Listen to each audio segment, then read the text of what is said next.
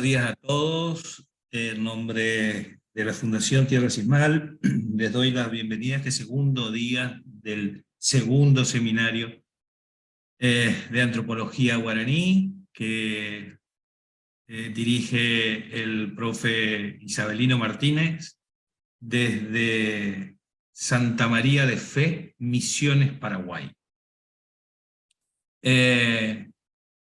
Para los que no son familiarizados con el tema misiones jesuíticas, Isabelino vive sobre una reducción jesuítica, precisamente sobre el Coti Iguazú, de la reducción de Santa María de Fe. Su casa está arriba. Nació ahí y hasta el día de hoy vive en el mismo lugar. Descendiente, conviviente, malcriado guaraní.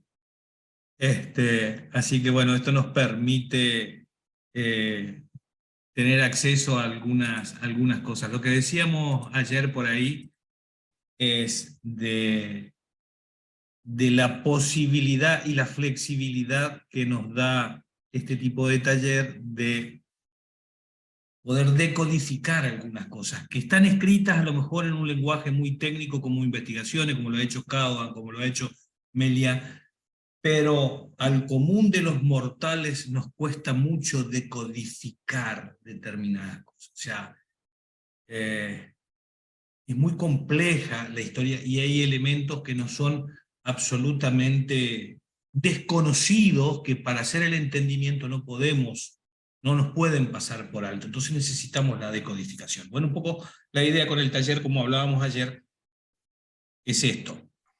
Así que, sin más vuelta, le vamos a dar el buenos días al profe Isabelino y vamos a dejar a su cargo el tema del desarrollo. Buenos días nuevamente. Está probando de nuevo el sonido. Creo que hoy está un poco mejor, ¿verdad? Sí. Exacto. Carlos, si me permitís, entonces por aquí también compartir un poquito, Sí. un momento dado para poder. De todos modos, continuando un poco ayer con nuestras preguntas y con nuestras acciones, ¿verdad? Es muy importante pensar en este mundo guaraní, comprender este espacio, este territorio que hablábamos ayer, en el espacio mismo, es decir, entrar en ese mundo del Tecoja guaraní, del Tecoa, para poder vivir esta experiencia, ¿no? Cuando quizá Carlos nos hable de que es un poco más complicado comprenderlo desde la propia, no creo que quizás sea un problema más académico, ¿no? Sino un problema más de situación, ¿verdad? De situarnos. Mucho quizás de lo que estamos aquí habremos visto algo de lo que es todavía un bosque, así como la Amazonía, que hoy se puede ver todavía parte de la Amazonía, en nuestros sitios originales, ¿verdad? Pero muchos de lo que también estamos aquí, tenemos vaga idea de lo que es un bosque, vivir en esa selva. Esa selva, que es el hogar que hablábamos, implica este modo de ser contemplativo, el modo de ser que le llamábamos ayer natural, ¿verdad? Alguna vez alguien se preguntó cuál sería dentro de una investigación filosófica, cuál sería como el tema del punto de la filosofía, pues el punto de flexión para la filosofía, ¿no? Y entonces, partiendo de esa base, hay que entender a este mundo guaraní en una esencia de lo que de alguna manera llamamos concretismo.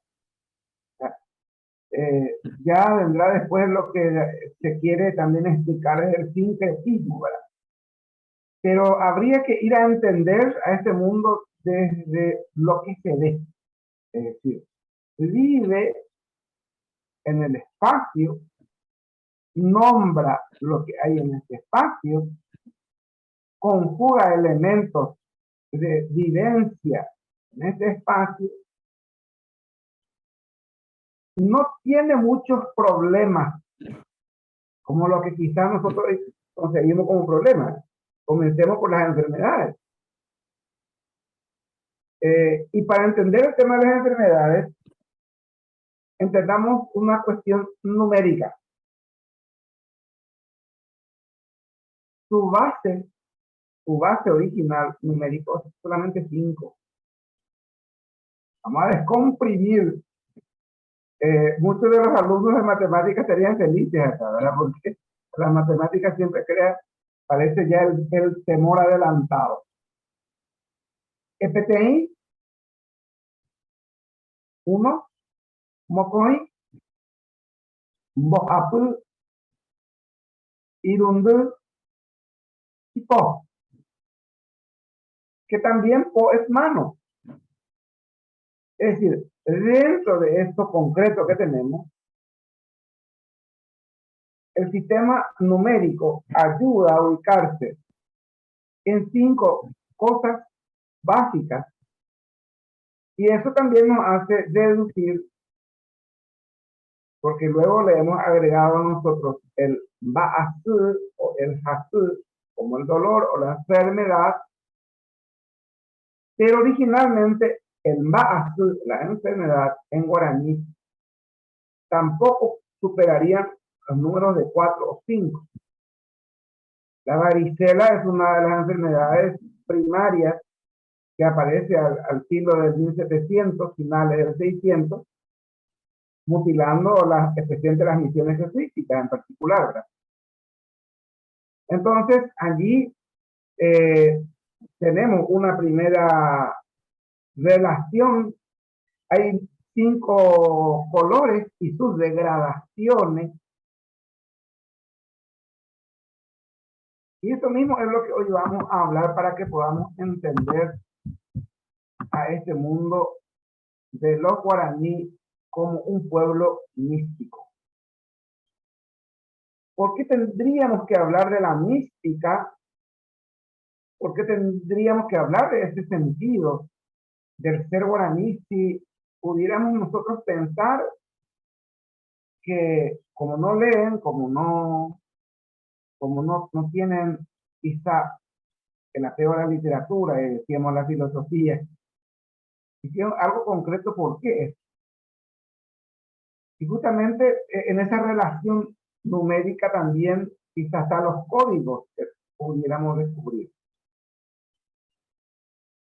Los colores como el rojo, el amarillo, el azul, el negro y el blanco son los únicos nombres así oficiales que aparecen desde el Tesoro de la Lengua Guaraní, y es también lo que la gente de alguna manera conserva, concibe o conoce en cualquier ámbito ya sea budaj de hoy guaraní o campesinos originalmente guaraní. Esos códigos son comunes. Y eso tiene que ver luego con la degradación de ciertos colores, con la degradación de completar la gama de colores, por ejemplo. Y sería, en algunos casos, algunas terminaciones, algunas sílabas que ayudan a determinar esos colores. Quizá a muchos no le venga bien esto, pero desde el Tesoro de la Lengua Guaraní, por ejemplo, el color verde como tal, así como verde, el concepto lo conocemos en español, en guaraní no existe. No hay la palabra. No hay, porque es algo inherente al ser guaraní. Es decir, es parte de uno mismo, vive con ella. Porque ahora hay que necesitar nombrar algo que es ella forma parte de ese espacio. Lo que a lo sumo existe para implicar lo verde en la lontananza quizá, en el horizonte, es el jovu. Jovu en realidad es azul, pero esa degradación del con aparece nuevamente la gutural allí, una sal, allí es donde se hace la degradación para poder ver ese horizonte. Pero así como el verde, sí, para implicar lo inmaduro o lo verde, está el Ka'a, que luego se conocerá también como la hierba. Pero este Ka'a es también de repente este color que implica, y también son los árboles, las hojas, el follaje, el Ka'a. De ahí el conjunto es Ka'a, selva, debajo de estos árboles. Este pueblo místico, en esa relación que tiene con su naturaleza, comienza a desarrollar una cierta espiritualidad. Y al desarrollar una cierta espiritualidad, de hecho que define su propia cosmogonía. Su relación estrecha en esta cultura con la naturaleza hace que esta cultura concreta lo vuelva a comenzar a nombrar solamente, insisto, en elementos que uno pueda ver o con el que pueda relacionar. Si nosotros buscamos como una lista así de palabras, llamémosle más principales, evidentemente vamos a encontrar, porque de alguna manera ayer introducíamos, aquello interesante de la incorporación del agua gutural, que es el agua, y aquellas palabras que contienen esta letra, este sonido al menos, hablemos de sonido, ¿no? Es lo que luego representa como un orden natural con el cual el guaraní debe de estar relacionado y debe de moverse en este. Aquí, por ejemplo, tenemos el sol, y en un momento dado, vamos a ver la grafía, pero voy a ir diciendo en castellano por el momento. La luna, el bosque, la tierra, en el medio de todo esto como algo central del agua, el árbol, los árboles, las flores, el cielo, los humanos, la madre. Y hacemos una relación directa, pudiéramos nosotros encontrarnos con el sol, que es el Cuarajú. Ahí pueden ver la escritura Cuarajú. Si comenzamos nosotros a buscar, a entender el tesoro de la lengua guaraní, desde Luis de Montoya, que es lo que está escrito, él en las primeras oraciones o las primeras formulaciones que hace con estas palabras, justamente lo hace repitiendo todo lo que él recoge de la experiencia, de las conversaciones. Y allí es donde, por ejemplo, nosotros desdoblamos esta palabra. Son dos partes, Cuara y Hu. Cuara es algo sin fondo, ¿verdad? O un fondo quizás, puede ser un agujero si se traduce de esa manera. Y Hu viene de apócope, de otra frase en guaraní que es Hupu, que es muy profundo. Es decir, la descripción que se ve es lo que se nombra, no hay nada raro en esto, ¿verdad? Algo bien concreto. Por eso cuando pensamos en nombre guaraní, cuando viene el nombre de un lugar, cuando nos dicen Yapeyú y esto, es AP yu, o es a, de yu, tendríamos que pensar si se pensó mucho para nombrar esto, es lo que se ve. Tendríamos que automáticamente pensar en lo que se ve. Acá hay un río en Paraguay que corta de alguna manera las misiones, las antiguas misiones con la parte, el otro departamento que se llama Paraguarí, hacia Asunción, cuyo nombre un poco es complicado en la pronunciación castellano-guaraní. Es Tericuarú. Este río, si vamos por la pronunciación actual, puede implicar otra cosa hoy. Resulta que es cerro, está mal la pronunciación. Tubicua es entre cerro, es porque hay algo que circula en el medio que como que va llevando sedimentos incluso. Y ahí se abre. Entonces tenemos ahí el Tericuarú, que es realmente la palabra original es agua que corre por el medio de los cerros, por ejemplo. Tendríamos que, ayer como bien decía Carlos, de repente volver a la pronunciación original de la palabra y a partir de esa pronunciación comenzar a ver ese espacio para poder reconocer. Lo mismo tenemos el yasu, que lo tienen ahí abajo en la segunda palabra, y el yasu es la luna. Es algo muy interesante porque luego la palabra su, que está al final de esta lista, es la madre. Es decir, aquella que se desvela, que cuida, aquella que está con los ojos permanentemente atendiendo, cuidando, junto con nosotros, en la oscuridad de la vida, y queremos darle una explicación, así como decía Carlos, medio romántica. Pero en el fondo es eso mismo, es el acompañamiento de los ojos de esta madre, que es la luna.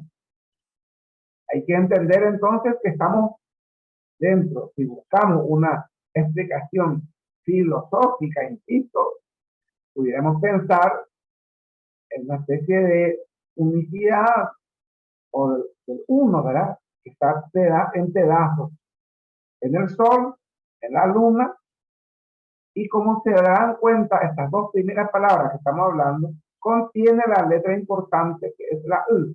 Para ya su. En este contexto también aparece lo que sería, quizás separando un poco Ka, que serían los árboles, y Ka'u, que es la selva. Y ahí aparece nuevamente la letra importante. Uv, que en el otro orden teníamos la tierra. U, que es nuestro sonido importante, que es el agua, que está contenida en todas las demás. Uvra, que sería un árbol. Uvo, sería la flor.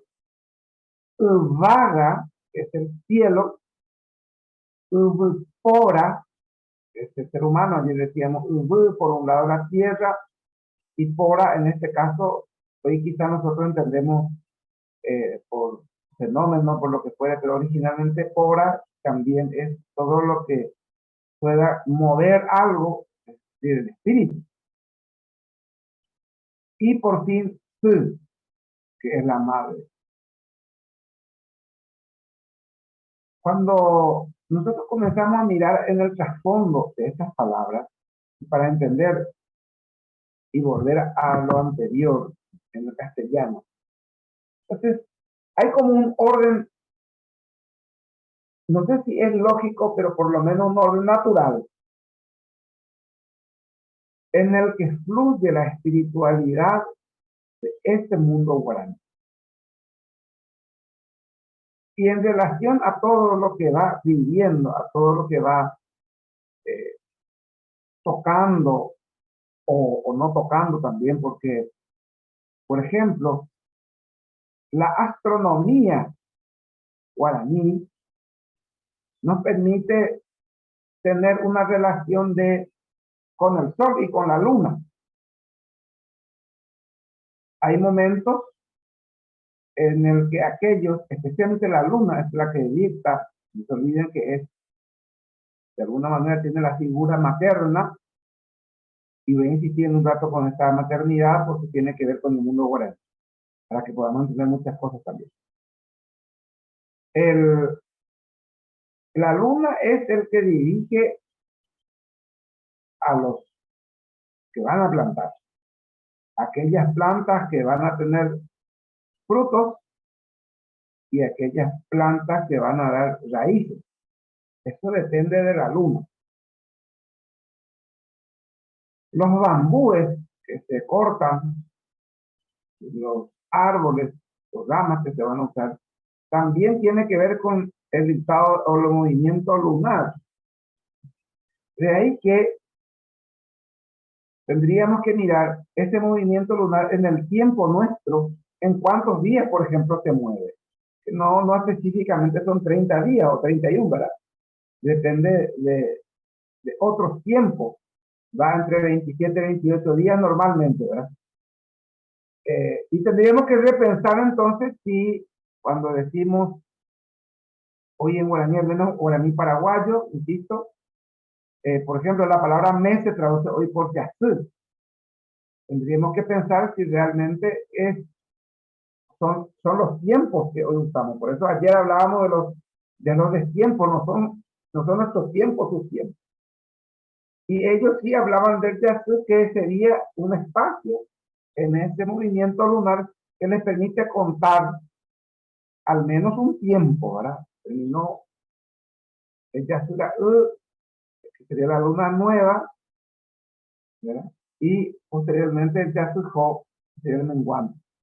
Por ejemplo, para tener en cuenta los tiempos. Así también tiene que ver mucho los tiempos de los años, ¿verdad? Es decir, ¿qué sería un año y cuándo es un año en el mundo guaraní? Y evidentemente este movimiento del sol de la luna, que era muy controlado, muy atendido, muy escuchado, es lo que nos lleva a definir el tiempo año. Aquí, por ejemplo, tenemos la razón del año nuevo, que coincide más o menos con el tiempo de nuestra primavera.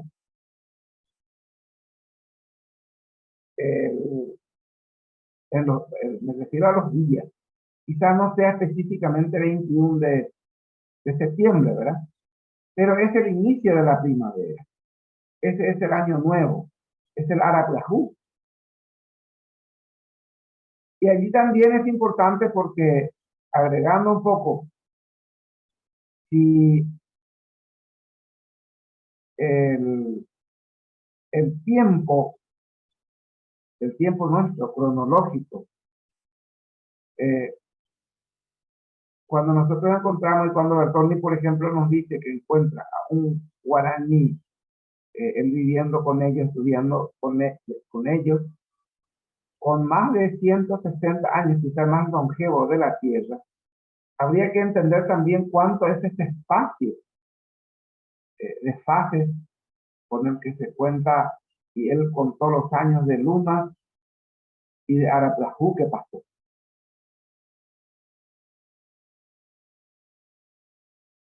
Todo esto se desarrolla en un espacio, en este escenario que decíamos que es nuestro Cahuil, que es el bosque. Y allí es donde esa relación de la naturaleza al mezclarse con el rito de saber usar esa naturaleza, de saber usar y de respetar ese espacio, es donde surgen aspectos de cómo se siente el mundo y cómo proyectan ese mundo a partir de eso, lo que llamaríamos nosotros cosmogonía guaraní.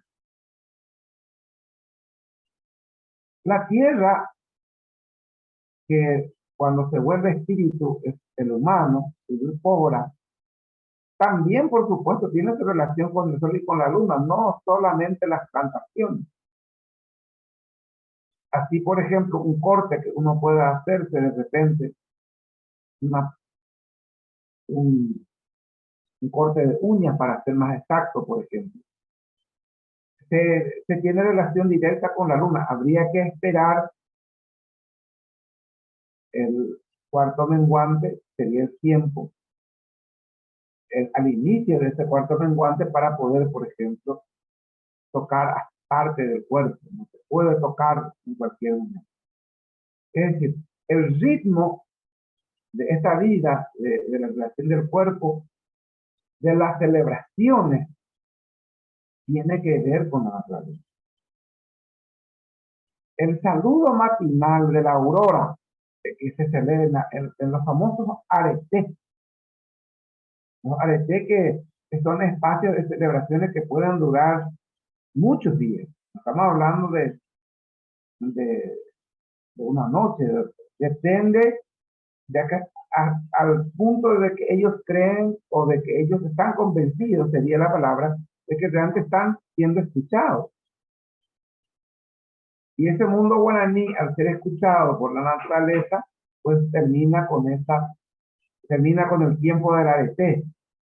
Muchas veces los aretes son definidos, pero también hay otros aretes que tienen que ver con sequías, o tienen que ver con alguna falta que probablemente en la creencia ellos han atentado contra la naturaleza y ha provocado el enojo de la naturaleza. Si nosotros hoy hablamos del cuidado de nuestra casa común, justamente sabemos que este atentado nos está llevando, esta falta de respeto nos está llevando a otras cuestiones.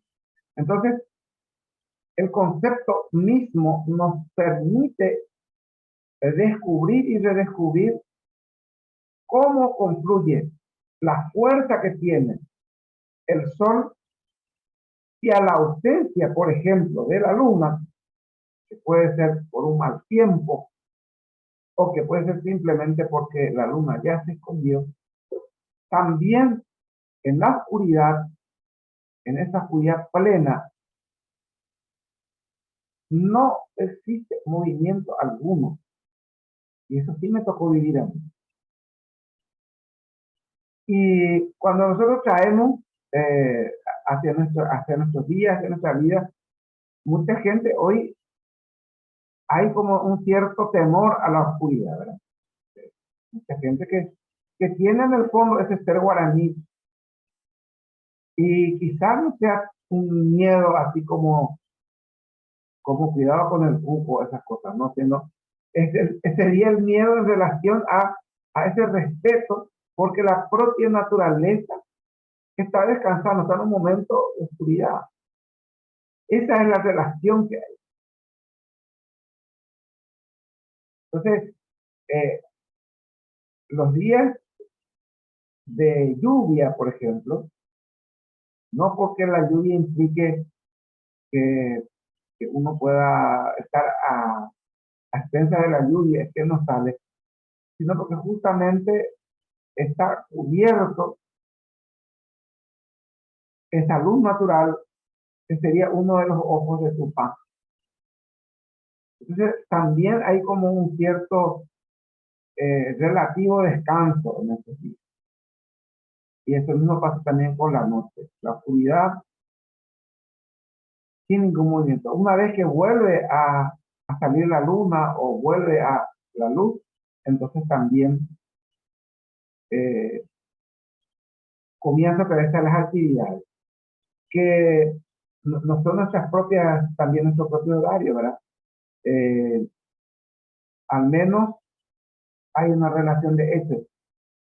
En varios comentarios, en varios apuntes, desde 1600 y pico que tenemos los apuntes, y hay como una relación que coincide en esos relatos con la evidencia de hoy, específicamente estando aquí en Paraguay, en la zona de Indó, donde viven un grupo de un pueblo guaraní, ya guaraní.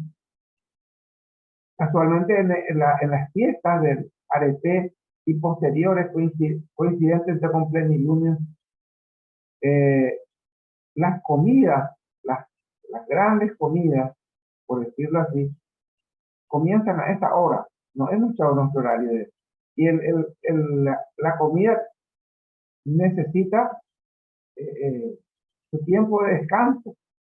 La famosa fiesta burguesa parece que viene muy bien en este mundo guaraní, en este contexto.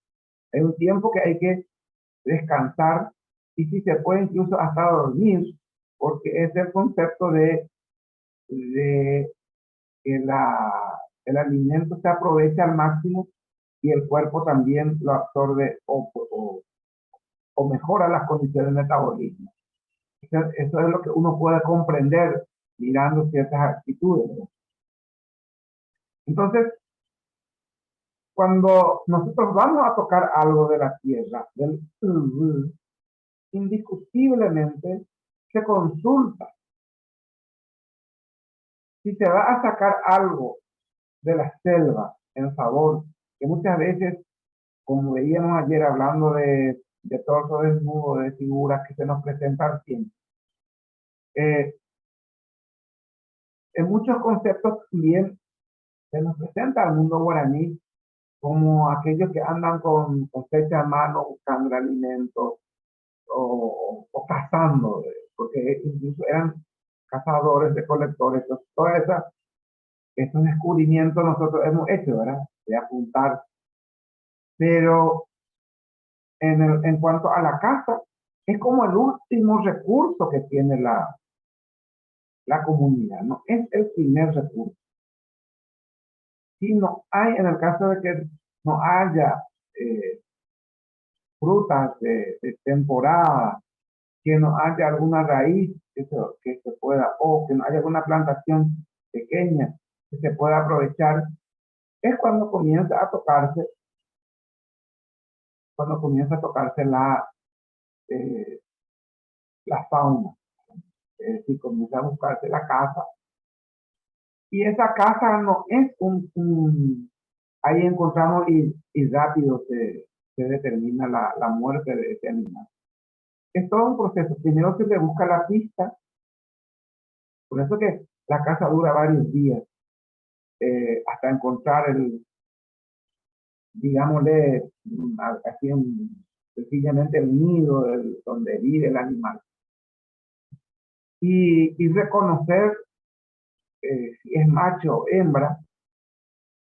Si es hembra, habría que revisar si no está preñada. Y a partir de una serie de revisiones que hace de que se pueda decidir o no si es un animal que ellos reconocen que es ya es un animal muy grande, entonces ya no tampoco lo tocan. Es decir, primero es atraparlo, revisarlo, primero seguirle los pasos, atraparlo, revisarlo, en consecuencia hacer tomar uno como que le está permitido tomar, es la palabra exacta. Y en esa misma relación es que tarda mucho tiempo la caza. Y los hombres, varones y más jóvenes son los que van de caza, ¿no? Y es el tiempo también de que acecha el peligro, porque sí, allí puede haber enfrentamientos con fieras salvajes y lo que fuera. El agua, esa simple letra Y o Y, que es vital y que surge su importancia dentro de este orden, podríamos pensar incluso en reordenar quizás las palabras, pensando que estas palabras que la contienen son las más importantes en el idioma guaraní. Y de ahí, por ejemplo, si nosotros entendemos de lo que es la tierra, como ya decíamos, como la madre. También recordar de que Su, la mamá, es el que define el destino espiritual de estos pueblos. Y tiene un grado de responsabilidad dentro de la comunidad, que es la que como orientadora espiritual recibe una denominación que se conoce como Ha'i. Las Ha'i, las madres naturales que dirigen los destinos de los pueblos, son las que dan respuestas, ya sea para una casa, ya sea para una vuelta, para una salida, ya sea para las decisiones de los aretes. Y son en conjunto con estos líderes varones que defienden la comunidad, que están siempre pendientes, son todos aquellos que hacen a que de alguna manera haya ese equilibrio de poder, diríamos hoy nosotros. Y concretando en ese contenido, podemos definir perfectamente que la cultura guaraní, además de concreta, es matriarcal. Y ese ser matriarcal define muchos elementos que podamos entender por qué se mueve de una u otra forma en relación a la naturaleza misma y en relación a la importancia que tiene el valor de la mujer como, como actriz, no es actriz, la actor principal, ¿verdad?, de este movimiento. En el sentido espiritual y también en el sentido de definir, porque hay que preguntar siempre, esto creo que trascendió las fronteras, trascendió también a la par del idioma, en muchos de los aspectos, porque se conservó y se conserva en nuestros campos esa consulta que hasta hoy se hace muchas cosas consultamos. Y la que tiene la respuesta es la madre. Ese es el sentido. Hay que entender en esa complejidad lo sencillo. Y lo sencillo es esa relación que hay para definir ciertas cuestiones del día a día, porque aquí futurología no existe. Es el día, es el momento. Y cuando hablamos de día, y quiero un poco por ahí como dar una pequeña pausa, tendríamos que entender el día como, no como 24 horas de nuestro tiempo.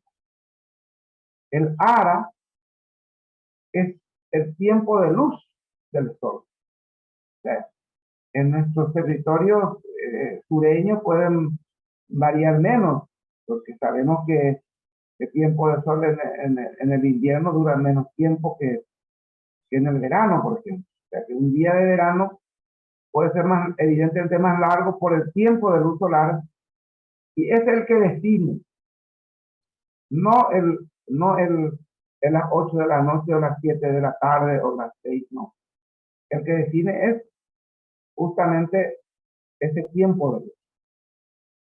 Y ese tiempo de luz es el que se aprovecha para la relación externa y separa automáticamente a la oscuridad, ante la oscuridad.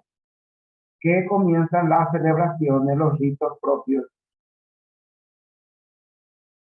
Y tiene esto que ver mucho porque es también la Ha'i, la madre, la que determina el uso de estos tiempos en relación a esa relación de educación que hay con los más pequeños, porque a su cargo se encuentran los niños. Es la mujer la que a la vuelta de los varones que fueron en busca de alimentos determinan los tiempos de la preparación, de los ritos, de los símbolos que se van a usar para las diferentes celebraciones rituales. Todo eso está definido y respetado, porque eso principalmente hay que tener en cuenta. No es solo que lo dicen, sino es muy respetado por la mujer. La mujer es la que define la madre. Entonces, los grados, y nosotros hacemos un paralelismo ahí, entonces, de la vida de los varones, que va desde ser un adolescente con tendetá a llegar a ser un abá, o a formar parte luego del círculo, llamaríamos nosotros de ancianos, o los abapayés. Estamos ante a un paralelo que es la vida de la mujer, que celebra también la llegada de la plenitud de la vida ya con la menarquía, y posteriormente en esta relación espiritual que define la situación de los pueblos. No sé, Carlos, si hacemos un pequeño paréntesis por acá. Yo creo que tenemos que hacer un paréntesis acá para las preguntas, porque desde esto se abre un abanico enorme y da para que pregunten y para clarificar sobre un montón de cosas. Me parece que deberíamos preguntar por aquí, darle la palabra para consultas, tratar de ordenarlo, porque hay muchos elementos. Sí, Mauro, ya te doy enseguida. Hay muchos elementos que digerir y ordenar en esta torbellino de cosas y de conceptos nuevos por ahí. Mauro, sí, adelante.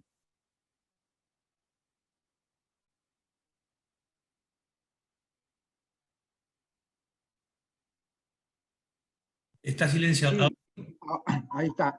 Buen día. Isabelino, con respecto a, vos habías marcado que el día se determina, ¿no? El hará por el tiempo de luz, ¿no? Así como se determina el día, el año, ¿cómo se determinaría entonces? Algo dijiste, pero no entendí bien, por eso quería que se quede bien más claro. Comencemos nuevamente por el ara, que es el tiempo de luz. Sí.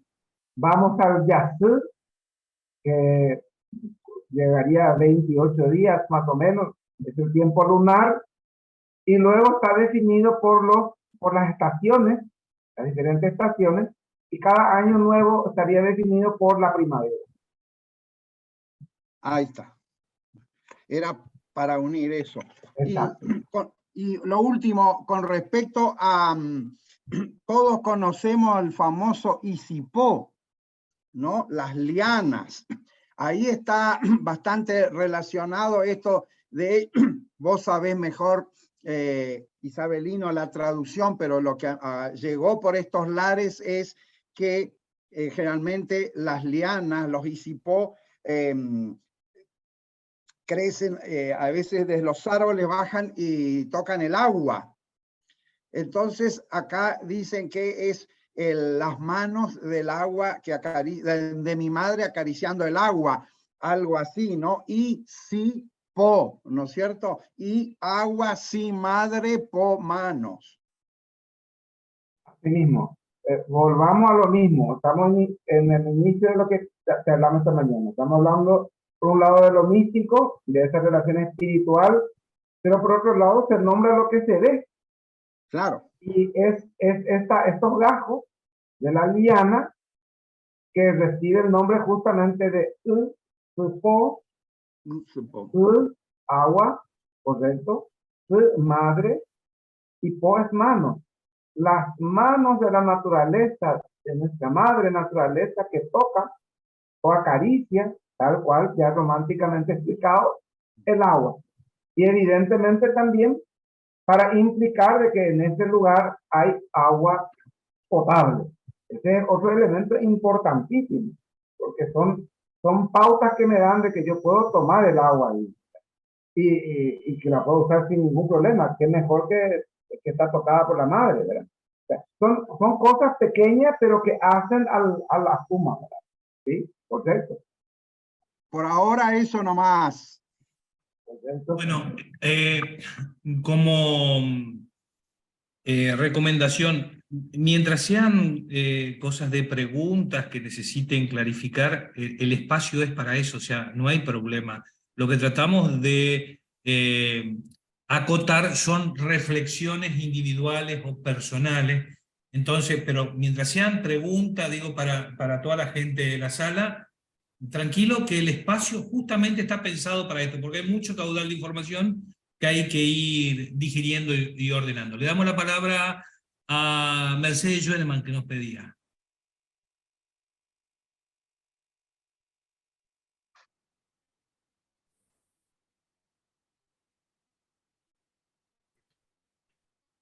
Bueno, yo lo que quería, ¿se escucha? Sí, perfecto. Lo que quería preguntarle a Isabelino, porque me queda como una duda, cuando cuando nos contó del respeto por la fauna, ¿no es cierto? Que intervienen cuando ya es de suma necesidad, afectan la fauna. Entonces, ¿cómo? Y que se fijan si es hembra, si está preñada o no, si entendí bien. Sí, bueno, ¿cómo se explicaría entonces esa trampa mondé que le golpea al animal? ¿Lo estudian previamente si está en esa situación la hembra o se llega a eso por una suma necesidad? Eso me quedó como una duda. Correcto. Hay dos elementos muy interesantes allí, doña Mercedes y colegas.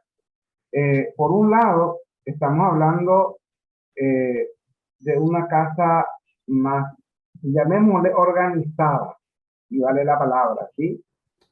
Pero por otro lado también hay que van siguiendo hace tiempo, ya lo tienen como controlado y saben cuál es el camino de ese animal. Claro. Entonces sí existen trampas específicas ya una vez verificado todo.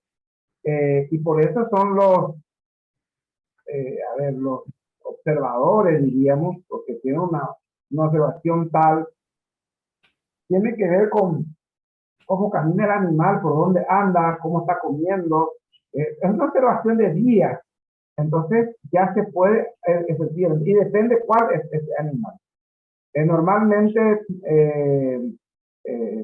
es más, parece como controlado o revisado, que se le atrapa, es lo que nosotros llamaríamos, por ejemplo, el chanchito del monte, ¿verdad? El curecagüey. Exacto. No obstante, por ejemplo, si está en la línea un guazú, que puede ser, ¿verdad?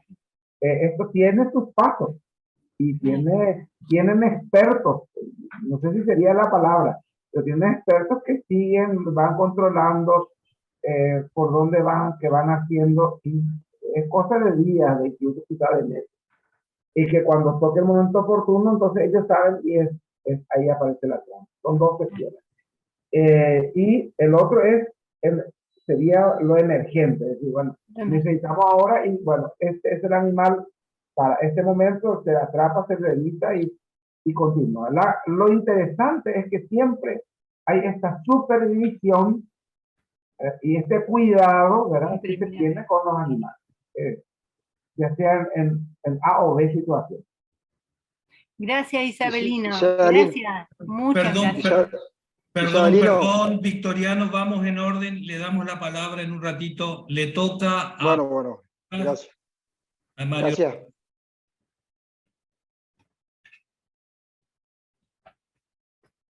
Mario, ¿nos estás escuchando? Estás en silencio, Mario, estás en silencio todavía, estás en silencio todavía. Ahora sí. Ahora muy sí. Bien. Mi consulta va a lo siguiente. Recién lo escuché mencionar a Isabelino, que la edad del hombre va de la adolescencia hasta convertirse en Abá. Yo tenía entendido, probablemente mal, que Abá definía o se lo considera como un sinónimo de humano o ser humano. Desconocía que fuera una etapa de la vida del ser humano. Ahí sí me puede o nos puede clarificar un poco al respecto, le agradecería. Sí, Mario, exactamente. Así como lo has comprendido. Es un tiempo determinado, es un rango social, y que uno tiene que demostrarlo, no solo cumple la edad. Nosotros ponemos un parámetro. Yo por lo que pude ver y por lo que sé de la literatura, nos dice entre 25 y 48, 50 años, 20, 26 incluso, ¿verdad? Pero fundamentalmente el, el rango que ocupa es porque demostró cierta cualidad, ya sea de defensa, de caza, de esto, de definir los pasos de Uguazú, por ejemplo, que es muy importante para la supervivencia. Si es el que conoce, bueno, va teniendo ciertos espacios y se convierte en Abba y toma ese rango. Por eso, inclusive, Mario, pudiéramos atrevernos, y eso es un poco atrevido lo que voy a decir, a pensar que cuando, por ejemplo, en un intento de denigrar, y lastimosamente hoy en guaraní, al menos paraguayo, usamos, esto es un poco triste, para decir a alguien que se vuelve, a ver, no me viene la palabra en castellano, Carlos, si me ayudas con esto, eh, cuando tiene un mal genio, diríamos, ¿no? Y dice, oñembo abajo. Tiene un mal genio, un mal carácter de repente, un momento, por una Argel. situación. Lo que los paraguayos traducimos por argentino, no quería decir esto, ¿verdad? Pero, en fin, no sé si Antonio Silver Camacho maneja ese concepto de argel que hay en Paraguay. Entonces, de repente es eso, ¿verdad? Sí, acá ese término, argel. También, bueno, eso es un poco entre nosotros, ¿verdad? Creo que la traducción que hemos hecho es mejor que se pueda usar antes que decir y ya va, porque es una manera de haber denigrado el grado que llegó a tener será Oñembo Abba, porque es como, si yo tomo entonces el grado de Abba, me estoy haciendo el arquelado, diríamos, en un castellano no sé forzado, ¿verdad? Y esas cosas es lo que tendríamos que cuidar de repente, ¿verdad? Es un poco delicado, así como hay otras palabras que han entrado en guaraní paraguayo al menos, que fueron despectivos en su momento para ciertas cosas de otra lengua y quedaron en la marca de los campesinos y que se proliferó luego y que quedó parecido al abá, por ejemplo, o un abá, el mbore, por ejemplo, que entró en el idioma guaraní paraguayo y que hoy que sería también una especie de argelado, ¿verdad? De malhumorado, pero en realidad que esto entró un poco en una situación concreta de uso despectivo en lengua portuguesa para expulsar a las personas de ese sitio que estaban. Entonces eran bora y no mbore, y de ahí viene bueno, son cosas que fueron como, y que van también de la mano, y quizá también pueda ser parte de la riqueza o de los sonidos que se siguieron recuperando ya en otros contextos, ¿verdad? Porque al final el idioma guaraní es un idioma de sonidos onomatopeicos naturales o de expresión de nombres que se puedan ver, se puedan palpar. Eso es lo que estamos diciendo en el fondo, ¿verdad? Gracias, Perfecto, Mario. perfecto, espectacular. Los veo a todos los que han pedido la palabra. Tranquilo, vamos en orden. Graciela Basculegui, ¿podés ¿Me escuchás? escuchar? Sí, te escuchamos, sí. Perfecto. Isabelino habla tanto de la mujer y de la mujer como tierra, como madre. Cuando se le da mucho poder a alguien, sea varón o mujer, es muy peligroso, lo estamos viendo en la actualidad. Digo, ¿quién maneja, quién balancea a la mujer entre los guaraníes? ¿Se entiende? Totalmente, doña Graciela. Yo hablé hace un momento dado de ese equilibrio de poder. Ajá. Y es que esa vida irrestricta a ver, logro explicarte, porque esto sí yo lo viví, no, para comenzar, yo jamás, y eso lo sentí, lo viví, y creo que uno ahora mismo puede ir, no hay esa diferencia, doña Graciela, de género. A ver, Ah, no, o sea, sabemos que es una mujer, que es un cuñado, ¿verdad? Y que es un varón, un bae, pero por cuestiones de rasgos, ¿verdad? De físicos, pero como que ese concepto de varón y de mujer que nosotros tenemos, eso mismo para comenzar no hay.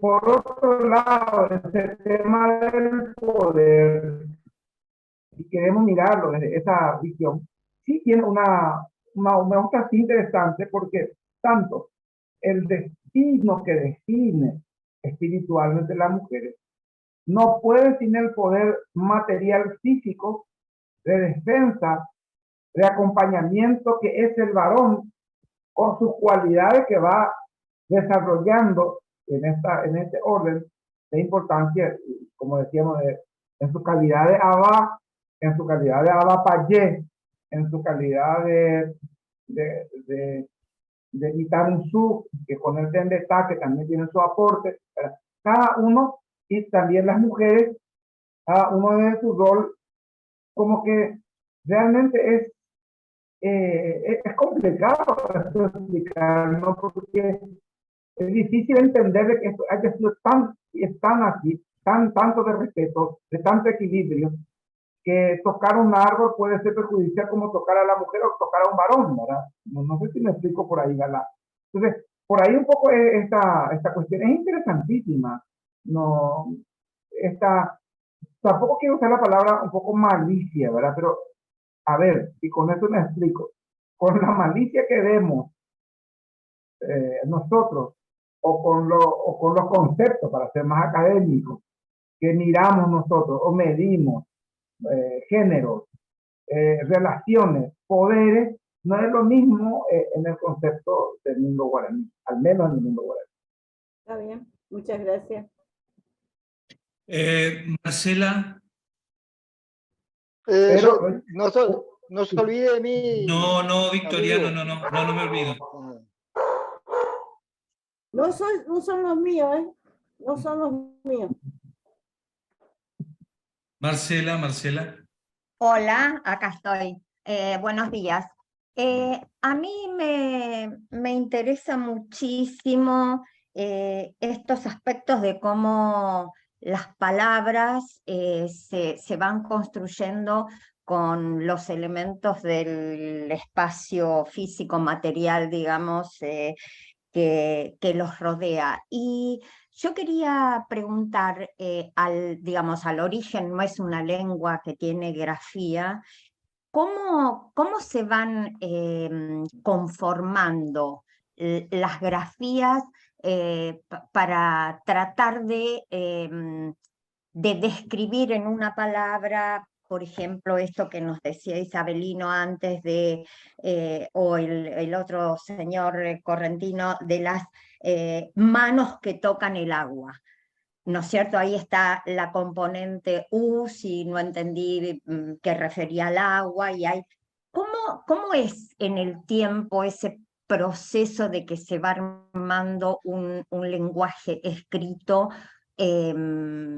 Porque me imagino que esto a lo largo del tiempo se habrá ido configurando quizás al inicio de algo así como un diccionario de palabras y después con otros estudios. No sé, me encantaría que se pudiera profundizar sobre eso, si se entiende lo que pregunto. Perdón, para decodificar un poquito o tratar de entender yo su pregunta. ¿A la escritura o a la conformación de la palabra hace referencia? Y a ambas cosas, a la conformación de las palabras, porque en la escritura o en la misma palabra, digamos, en la palabra cómo después la podemos conocer nosotros al trasladarla al castellano o al... porque a nosotros nos llega la palabra escrita también. Entonces, pero la esa escritura, grafía... pero la escritura es una convención.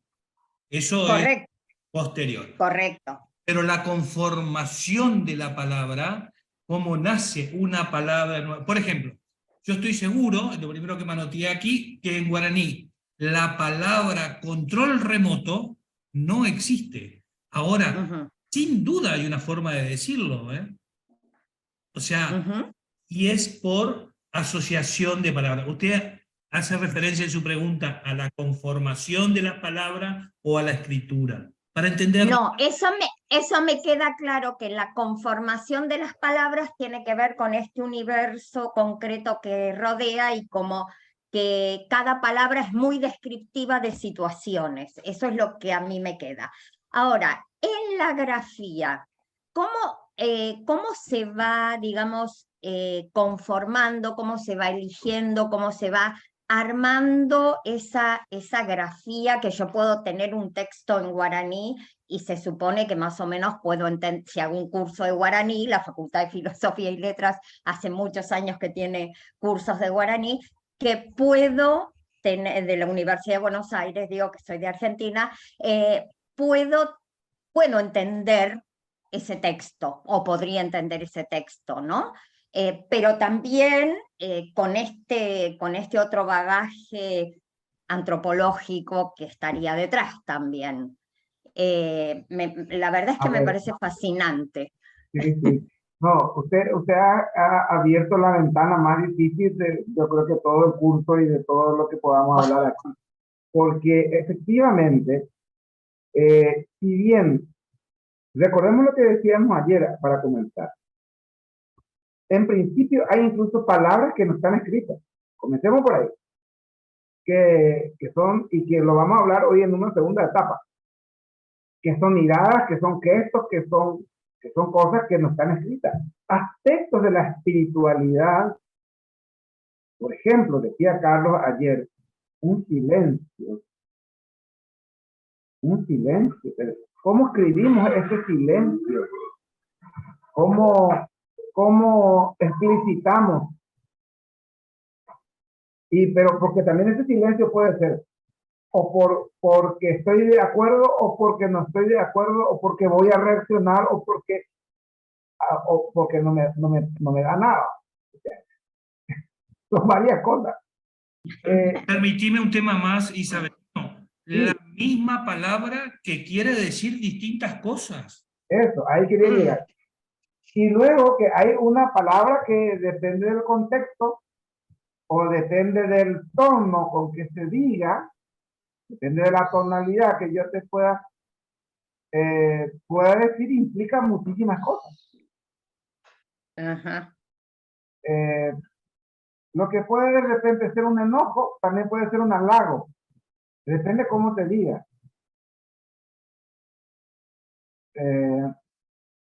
Por ejemplo, Iporá ma es, y vamos un poco a la respuesta por otro lado de cómo Montoya fue armando esas palabras en letras. Gracias a la convención que hablaba Carlos, tenemos la facilidad de que se puede, desde la semántica, explicar de que el guaraní es un idioma que se va formando desde la semántica, por una cuestión de formación silábica. Sí. Son sílabas que se van uniendo. Ahora, de la antropología, nosotros le estamos dando la vuelta de que esas sílabas son contenidos naturales, son contenidos espirituales, son contenidos cosmológicos, son contenidos de la misma experiencia que puede implicar una u otra cosa. Esa es la riqueza que hay detrás de esa expresión. ¿Está bien? Por ahí, por ejemplo, el po, que tiene 3 sílabas convencionalmente, y que puede implicar directamente en una traducción directa, agua, madre y mano. En una explicación un poco más guaraní del sentido de por qué esto tiene este nombre, las lianas, porque justamente es la manera en que la mano de la madre acaricia, abraza, toca y nos da la pauta de que eso se puede tocar también, puede ser tocado por el ser humano, puede ser aprovechado. Son elementos interesantes. Por otro lado, hay que entender el otro lado del supó, que quizá no hemos explicado aquí. La liana tiene el sentido de que si en un lugar de corriente más fuerte, que es donde también aparecen por las orillas, yo puedo sujetarme y es el que salva mi vida. Entonces también es la mano de la madre que salva la vida. Esa es la otra riqueza que tiene. Entonces, semánticamente tenemos formación silábica y quería llegar con el tema del hiponama. Por ejemplo, hiponá es algo como decir, ah, qué bueno, qué lindo, poná. Y se le agrega la palabra y para indicar que estamos diciendo por algo o alguien. Ma es como la sílaba final que da es un corte, es decir, ya. Pero también puede decir hiponama, ya, por favor. Hiponama ya da, habla hasta aquí, ya. Pero hiponama es bueno que también comiences a hablar. Depende mucho de eso que la misma palabra puede implicar otra cosa. Hiponama es hora de que hables. Así como ya es bueno que te calles, ¿verdad? Son los dos por decir lo que se me viene a decir. Y hay otras que pueden tener otras y otras, 2, 3, 4 cosas, dependiendo del sitio en que yo lo use. Por ejemplo, el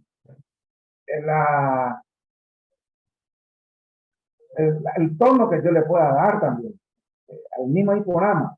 Hiponama pone enojo, hiponama más suavemente, hiponama. Y hay algunas palabras que al agregarle otra sílaba, algo que puede ser muy fuerte. Por ejemplo, el mina, que las dos sílabas que como están escuchando se escribe mina. En guajenina, tercera persona reflexiva, guajen llega. En guajení, y al ponerle la palabra mi, la sílaba mi, es como decirlo amablemente.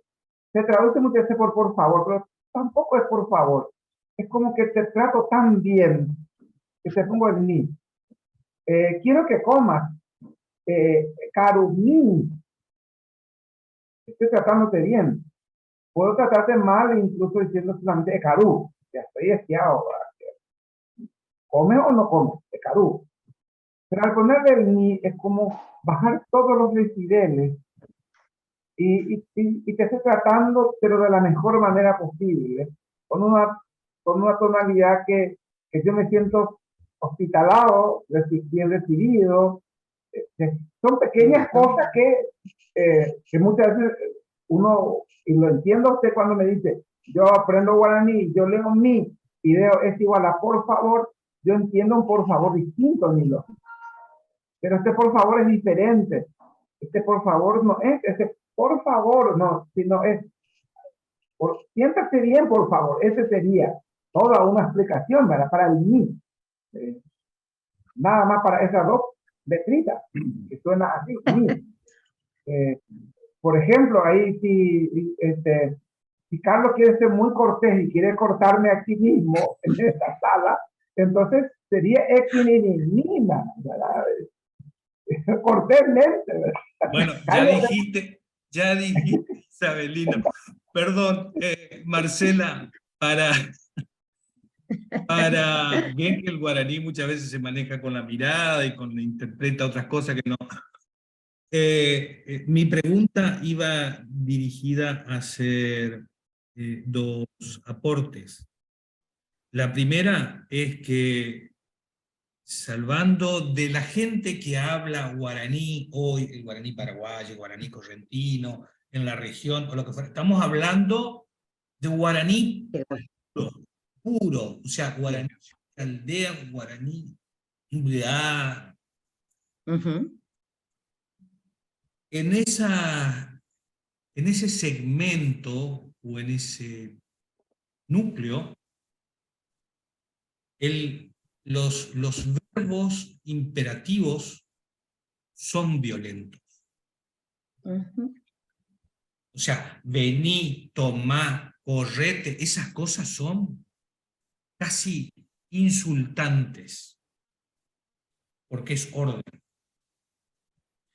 Y lo segundo que iba a comentarte es tomando el ejemplo de la toponimia.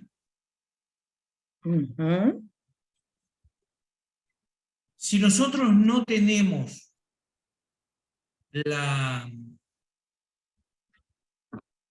el contenido sobre el cual está puesto, es muy difícil entender. A ver, por ejemplo, algo que he trabajado por ahí, Curuzú Cuatiá. Cruce. Cuatiá es papel. Pero cruce de papel, cruz de papel, ¿qué es? También es cruz grabada, cruz escrita, pero el problema es que no está la referencia. Entonces, eso mismo, que se puede traducir de 5 o 6 maneras, no sabes a qué. Lo mismo pasa con todos los nombres de toponimia guaraní cuando no está la referencia. Porque eso mismo puede significar varias cosas, porque lo que uno transmite es un concepto, eso es lo que hablábamos ayer con el tema del guaraní. Lo que uno transmite es un concepto. Vos lo ves, te das cuenta. Ahora, si no lo ves, eso puede significar varias cosas. Entonces, esta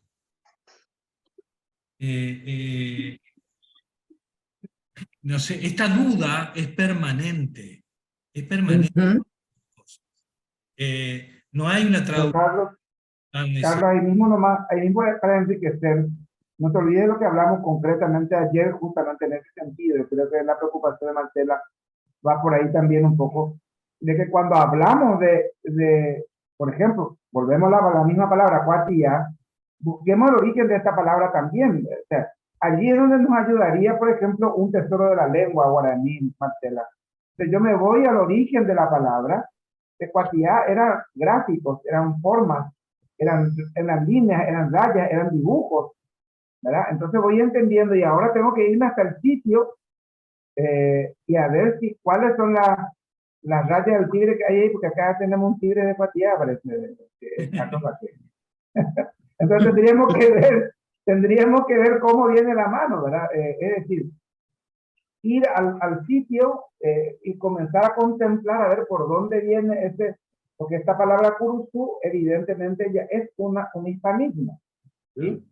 Entonces, sí se mezcló con ese origen de la palabra cuatía.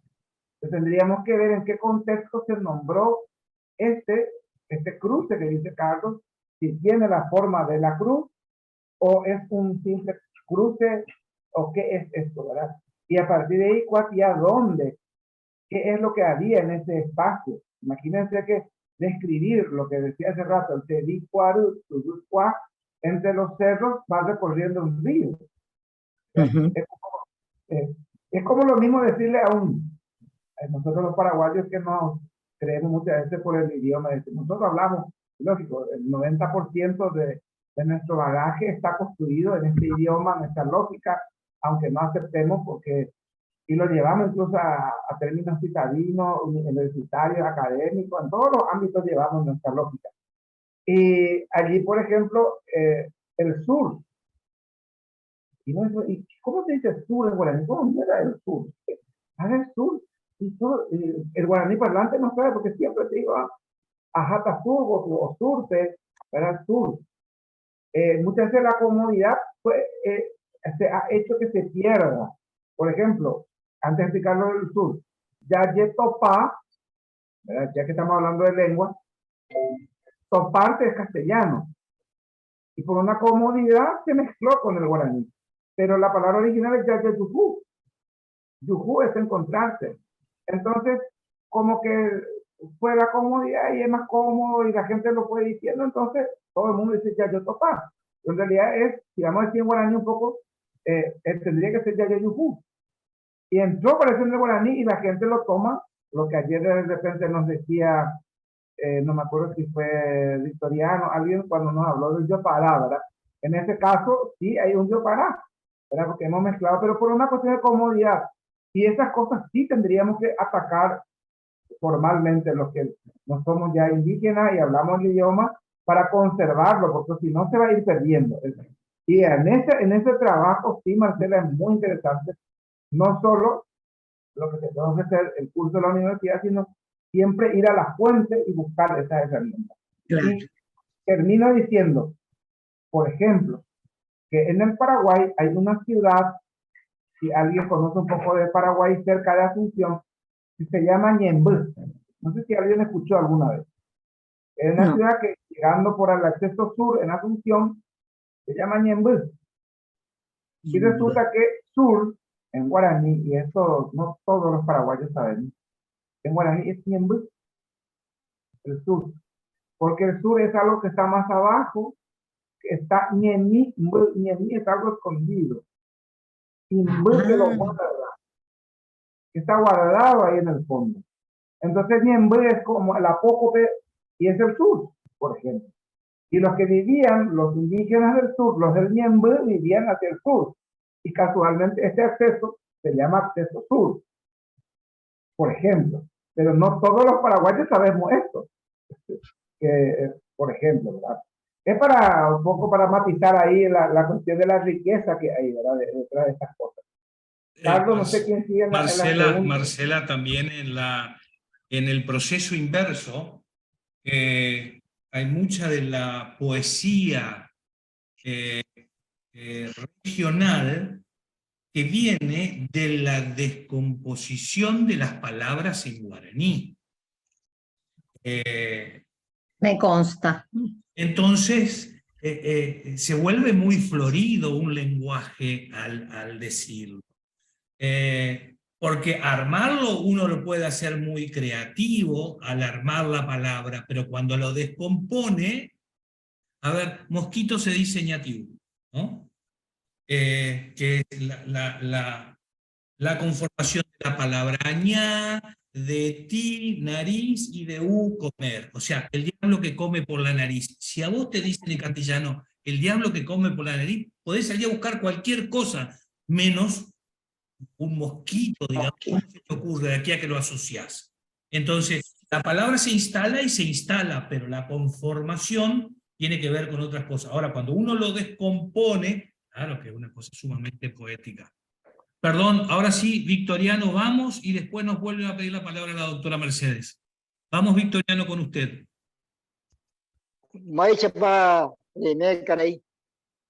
Le estoy diciendo un saludo.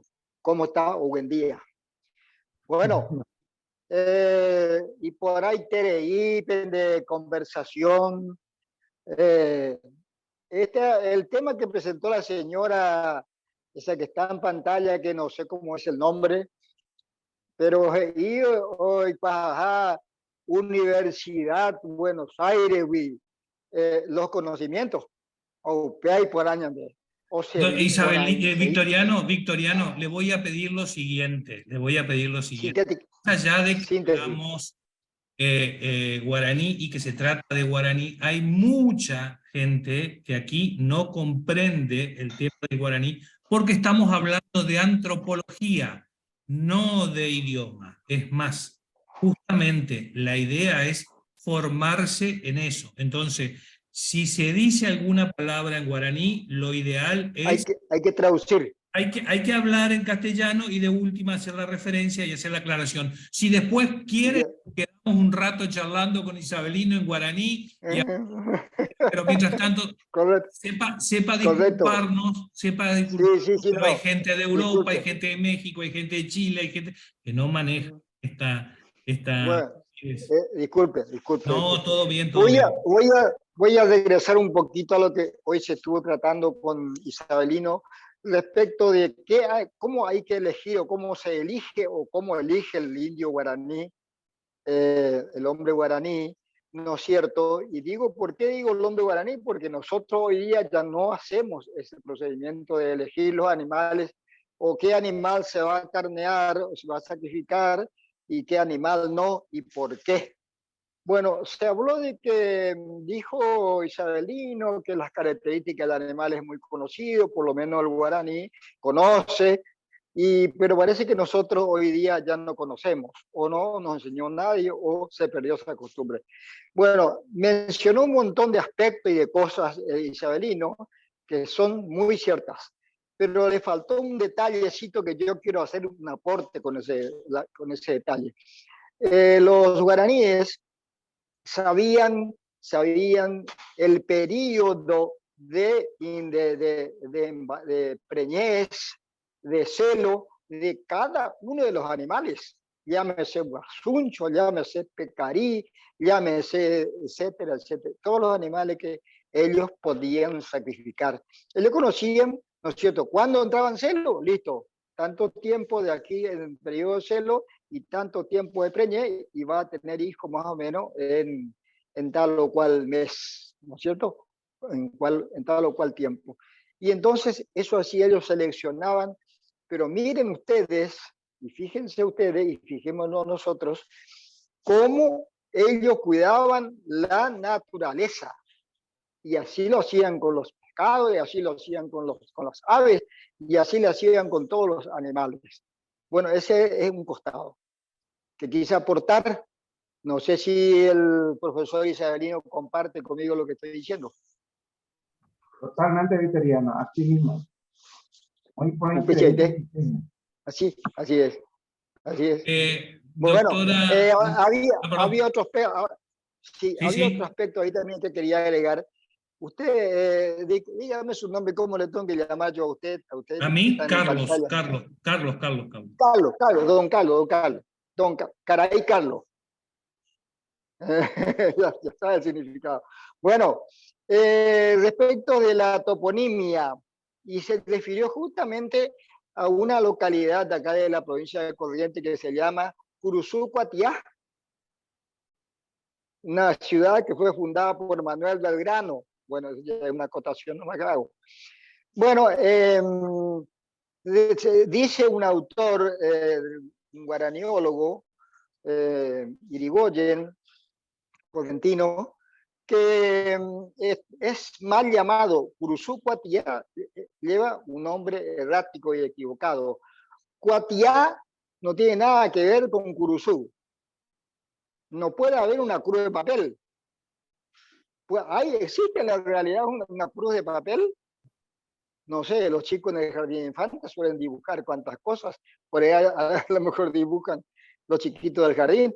Bueno, viene a raíz del nombre de una toponimia. Para empezar, hay un arroyo en Curuzú Cuatiá que se llama Curuzú Cuatiá. Bueno, pero Curuzú viene de cruz, ¿no es cierto? De cruz. Los jesuitas, los padres jesuitas del Yapeyú, hicieron una línea demarcatoria que atraviesa desde la costa del río Uruguay, cruzando por Curuzú Cuatiá, dirigiéndose hacia el norte, hacia el estero de Liberá, una especie de amojonamiento que les servía de señales para dividir el patrimonio jesuítico, que estaba, ¿no es cierto?, obviamente en la costa, en la zona del río Uruguay, de otros dominios que no eran jesuitas. Y esas cruces eran de una especie de cemento, que en este momento ya no había sitio por falta de tiempo, y tenía la inscripción JHO, que quiere decir, según Irigoyen, quiere decir Jesús, Salvador de los hombres. Bueno, y de esas cruz tomó nombre. Curuzú. Concreto la pregunta, Victoriano. De todas maneras, lo que hacíamos referencia, o el aporte, de todas maneras, lo que hacíamos referencia era justamente al no existir la cruz, no se sabe exactamente a qué está puesto.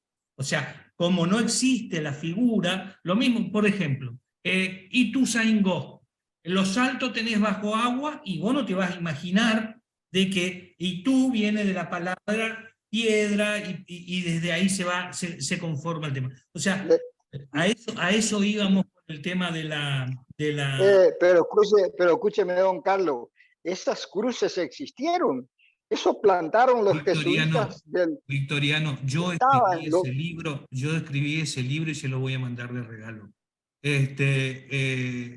Pero sí sé que viene por ahí, pero no está hoy en la actualidad como para poder traducirlo. O sea, no sabemos a qué hace referencia, porque es cruz escrita, cruz grabada, cruz pintada, cruz de papel, cruces de papel, cruz en el papel. Todo se puede traducir de lo mismo en el guaraní antiguo.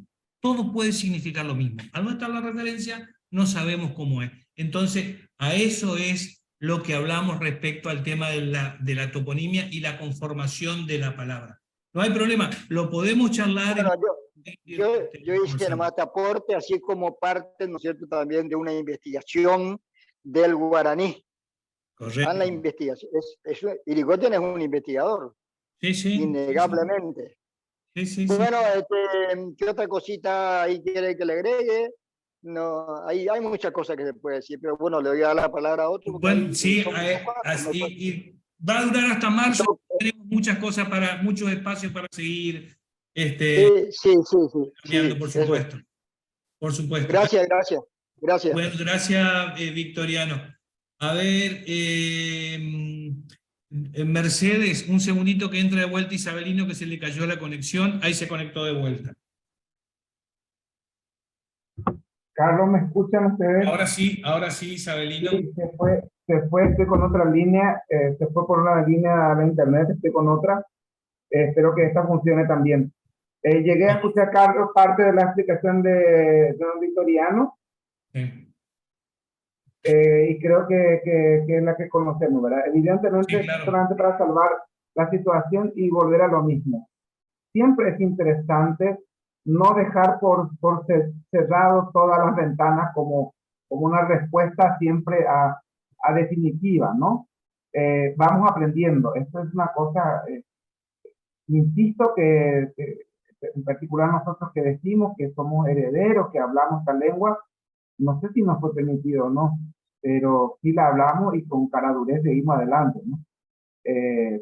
Y bueno, eso, nada. Carlos, continuamos.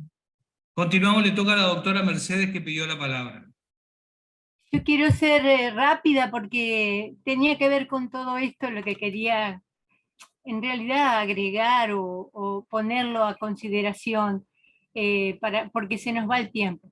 Respecto a Curuzú Cuatiá, como yo soy un poco de la zona, una de las cosas que se decía era que en ese lugar se cruzaban los chasquis que llevaban la correspondencia. Entonces se cruzaban las cartas.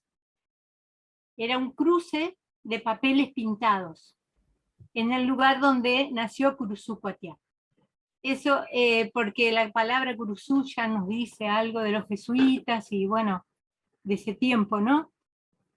Y lo mismo pasa con otra palabra que define el nombre de un arroyo de mi pueblo, que es Caballú Cuatiá. No sé, quería hacer un comentario sobre eso, pero no quiero importunar ni que se nos vaya el tiempo. Solamente agregar eso porque puede servir, ¿no es cierto?, como una explicación muy regional del Curuzú Cuatiá. Bueno, gracias Mercedes, pero para darle un cierre sí.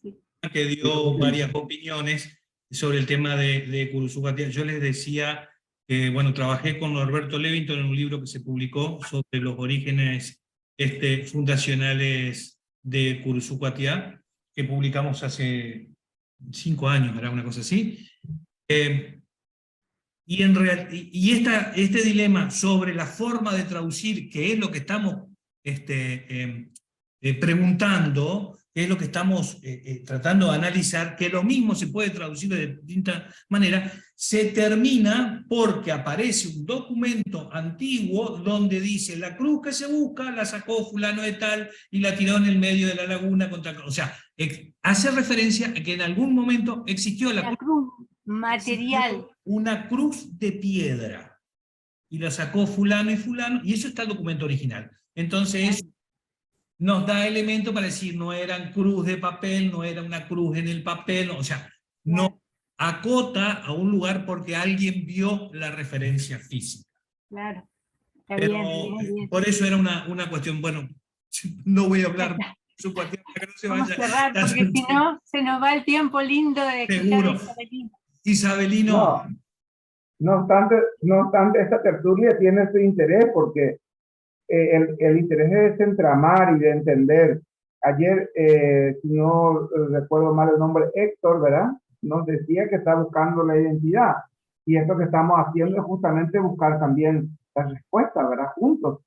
Y en una acción muy guaraní, de tratar de mirar este mundo, de interpretarlo espiritualmente y de tratar de comprenderlo como tal. Y hay que insistir con el tema del cuatía, valga la que después se dijo que cuatía es papel, considerando que la primera palabra para decir escrito, lo dice Montoya, lo dice hay cuatía. Lo vuelvo papel, lo vuelvo dibujo en realidad. Entonces, y luego tomó la palabra cuatía, con el correr de los años, toma la forma de papel. Pero en principio, el término, ¿verdad? Es dibujo, ¿verdad? Dibujo. Y entonces encontramos en las primeras palabras, hoy cuatía y chupé le pone forma de palabra, de dibujo, y oniembo cuatía es cuando la palabra se vuelve dibujo. Entonces, por ejemplo, ¿verdad? Y esto está en el tesoro de la lengua guaraní. Entonces, es interesante la reflexión que estamos haciendo porque tiene que ver con todo esto que estamos hablando de lo concreto, de lo que se ve y de lo que uno quiere también entender. Pero si hoy te para la policía y te pide que te identifiques, vos vas a agarrar, le vas a decir Checuatia y le vas a dar tu documento. ¿Entendés? O sea, mis papeles, o sea, no es solamente el trozo de papel. Es lo que yo soy. Claro, tiene una relación, una palabra a algo de acuerdo a la situación, o sea, tengo que verlo para saber. Se puede traducir de muchas maneras. Pidió Marcela la palabra, después sigue Graciela Basculegui.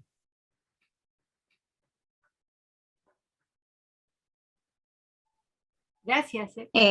Perdón, solamente quería hacer un comentario para el señor Victoriano y para los presentes.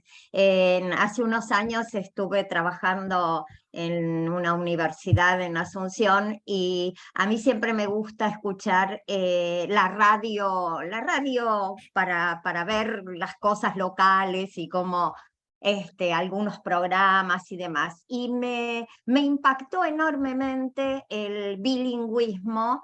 Y como el señor Victoriano se nos permitió mezclar el castellano con el guaraní, eso me impactó en un programa relativamente, por decirlo de alguna manera, culto que escuché, porque no era un programa popular, digamos, sino un programa de comentarios políticos y económicos y demás, como las dos personas, los dos periodistas, pasaban, pero sin ningún registro aparente por parte de ellos, del castellano al guaraní, del guaraní al castellano, y sí, obviamente sin la traducción, y yo me quedaba con la mitad de las cosas sin entender,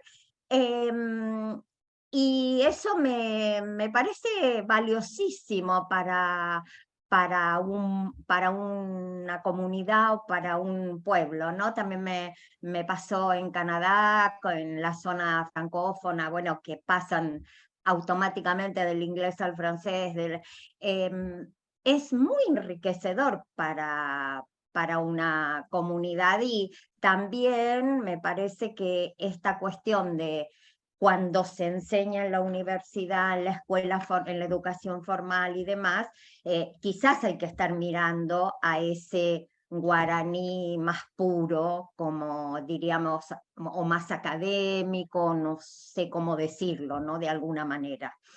Esa era mi... Marcela, como un aporte, en Paraguay el bilingüismo es oficial, digamos, ¿no? O sea, las dos lenguas por eso son oficiales y son criados en ese ámbito. Es más, una de los problemas que se suele dar son aceptados escritos judiciales en guaraní. Ahora, la desventaja o la ventaja depende de quién esté del otro lado para saber interpretar exactamente la terminología. Por ejemplo. Eso es un tema, y es un tema serio a tener en cuenta. Pero permítanme hacer una reflexión para todos. Ya te doy, Graciela, pero no quiero que se me pase esto que quería decirle. De la actualidad del guaraní paraguayo, la actualidad del guaraní correntino en la región, en Misiones, hay distintos componentes que llegaron hasta esa actualidad. Y lo más puro de lo que llegó hasta ahí es lo que podemos encontrar en una aldea guaraní, con su cosmovisión. El guaraní, yo le puedo asegurar que si usted pone un guaraní asunceno o esteño de Ciudad del Este dentro de una aldea, lo más probable es que no se entienda. Porque no solamente las pronunciaciones son distintos, el idioma es distinto, los conceptos son distintos. Entonces, lo que estamos tratando de dilucidar aquí, o lo que estamos tratando de... son las cosas que componen la cultura guaraní. Una de esas aristas nos va a llevar a la lengua. Una de esas aristas en un determinado momento hablamos de la lengua. Pero lo que estamos tratando de desentramar para entender es el tema. O sea, si nosotros no entendemos la importancia de la mujer, de la madre, no va a entender la tierra, no va a entender la naturaleza, no vas a entender el valor, la mirada, la ley, no vas a entender, porque no sos parte de eso. No entendés el concepto. No es una traducción de palabras, uno tiene que entender en qué mundo el otro está metido. Por eso es que, por ejemplo, el imperativo suena insulto. Porque uno no puede dimensionar el mundo del otro. Vos te estás comunicando con alguien que está en otro mundo. Entonces, lo que nosotros buscamos en este componente antropológico con Isabelino, que Isabelino, bueno, pese que vive en la actualidad, y no está en una comunidad en este momento, sino, bueno, la comunidad de Santa María, pero tiene que ver con el análisis de ese lado, o sea, mucho más finito. Entonces, si nosotros tratamos de compararlo con el actual, vamos a encontrar muchas diferencias. Pero este componente que nos está dando Isabelino es muy difícil encontrarlo en otro lado. Graciela Basculey, perdón, me habías pedido la palabra. Bueno, Carlos no está de acuerdo conmigo, pero yo lo voy a decir. De cada cuento, de cada leyenda, de cada historia, yo doy las diferentes versiones, porque si no el oyente se te enoja. Entonces vos das todas las versiones y al final decís, a mí me parece que lo verdadero es esto. No saben el problema que tenemos nosotros acá con Pancho Ramírez y la Delfina. Decirles la verdad te sacan los ojos. Entonces vas con una versión, otra versión, y después le decís la verdad, o lo que creemos que es verdad. Y lo otro para Mercedes, que ella estaba preguntando sobre el Caballucuatiá, sobre ese arroyo donde ahí encontró la Ocarina Linares Cardoso. Y todos lo traducimos como caballo pintado. ¿De dónde sale eso de caballo pintado? A ver si ustedes pueden romper este misterio. Isabelina y Carlos también. A ver.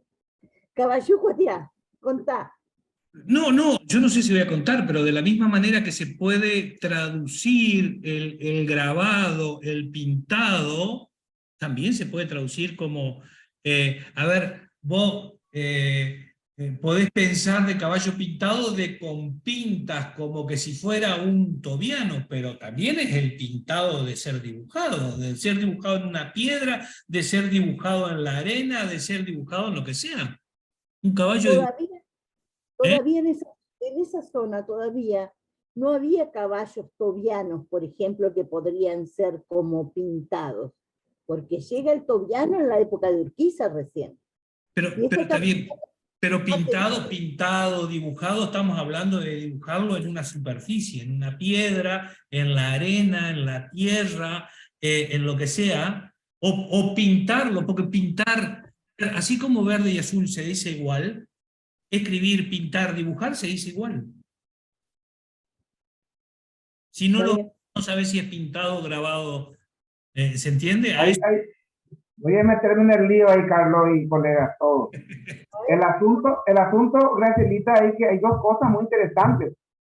Al igual que Curuzú Cuatiá, Curuzú como hispanismo, el caballú también es un hispanismo, o sea que evidentemente es post-misional o misional el nombre que se incorpora, ¿no?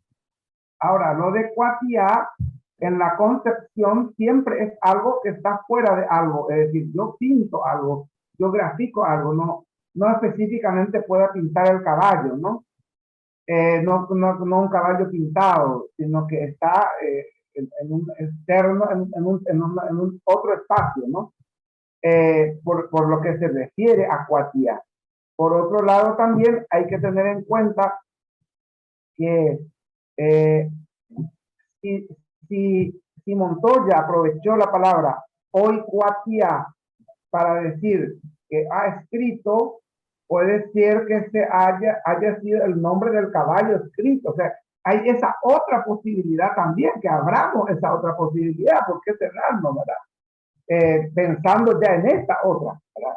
Porque depende qué guaraní, este guaraní que haya nombrado, haya sido de las misiones, haya sido un guaraní que escribió, un escribano, tenemos las notas, las actas notariales y de derecho público de Nicolás Apugua, mal dicho Yapuguay, que son las mejores citas de derecho que se ha escrito hasta hoy, por ejemplo, ¿verdad? Es un tipo guaraní, pero que ahí la preocupación de Marcela, que le han puesto letra, y no solo letra, a un sinnúmero de sílabas, sino que lleva al extremo de que escribe toda una defensa en guaraní, por ejemplo. Entonces, es solamente para hacer gráfico todo eso, que decirle la preocupación. Y sí, es evidente, esa es la intención cuando estamos nosotros queriendo descubrir la relación de la naturaleza con la espiritualidad, la mística, la cosmogonía guaraní, es abrir justamente esta discusión de no cerrarnos nunca a ciertas posibilidades y de entender algo siempre, que si viene del mundo netamente guaraní, sin evidencia de la colonia, sin alguna impresión foránea, va a tener siempre relación concreta. Es decir, si el caballero existiera originalmente en las misiones, en el mundo guaraní, estaríamos hablando evidentemente de algo pintado fuera en una piedra, en un espacio, como dice Carlos. Pero como es posterior y es el nombre de este dibujo o de este nombre escrito posterior, porque puede ser también lo mismo. Curuzú Cuatiá es el nombre de Curuzú que se ha vuelto escritura. A ver, Carlos, te envío el otro, ya que encontraste la piedra, pero de todos modos, convengamos siempre en estas posibilidades. Esto es lo que nos juega el pensar en el idioma concreto y pensar siempre en cada cosa. Y eso quiero insistir. Así como Graciela me ha preguntado, ¿por qué tanto el poder de la mujer por un lado y por otro lado el otro? También hay que insistir de que siempre en el mundo, al menos guaraní, se va a nombrar o va a tener nombre lo concreto, ¿sí? Es decir, siempre va a tener esa relación de unión de sílabas, de una como la del mosquito que explicó Carlos, que por la función que hace o por la acción que cumple, recibe o la explicación que nosotros podamos deducir de la unión de esas sílabas, o que finalmente sencillamente explicaba una descripción de algo concreto. Y imagínense que por el hecho de describir, porque es lo que se ve en la liana, y volviendo al supó, por ejemplo, es una simple liana. ¿Cuál es el drama con la liana, verdad?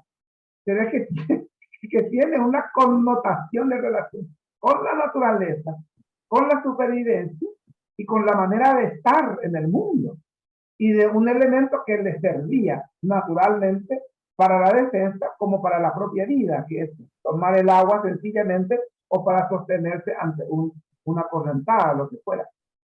Bueno, nada más y para ir cerrando esta parte, Carlos.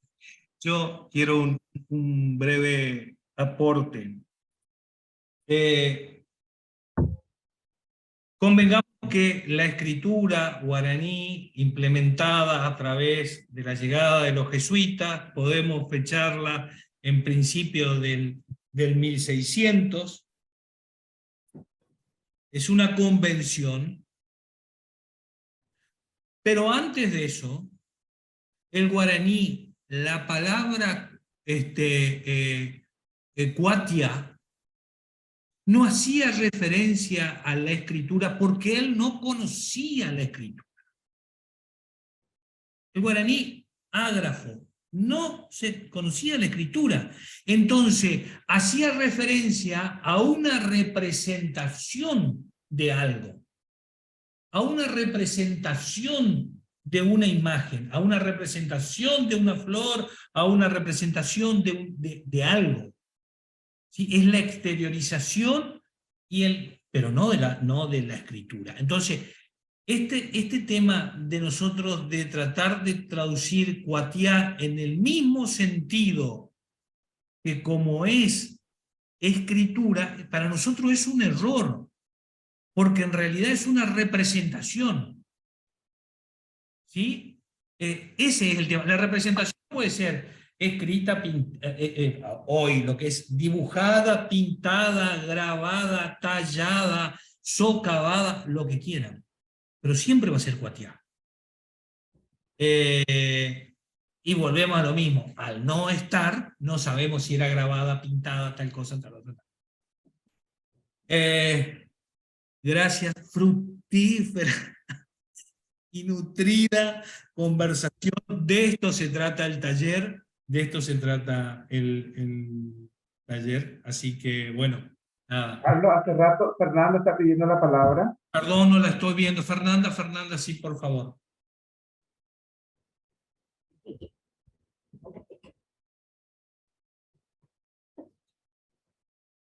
Fernanda, no te escuchamos. Hay unas conversaciones en el chat, Isabelino, de unas preguntas, si querés contestarlas antes de avisar, mientras... Ahí está Fernanda, parece. Al cortarse y volver, Carlos, a mí se me perdió todos los chats. Ah, perdón. Entonces, a ver si los veo. Fernanda, ¿nos podés escuchar?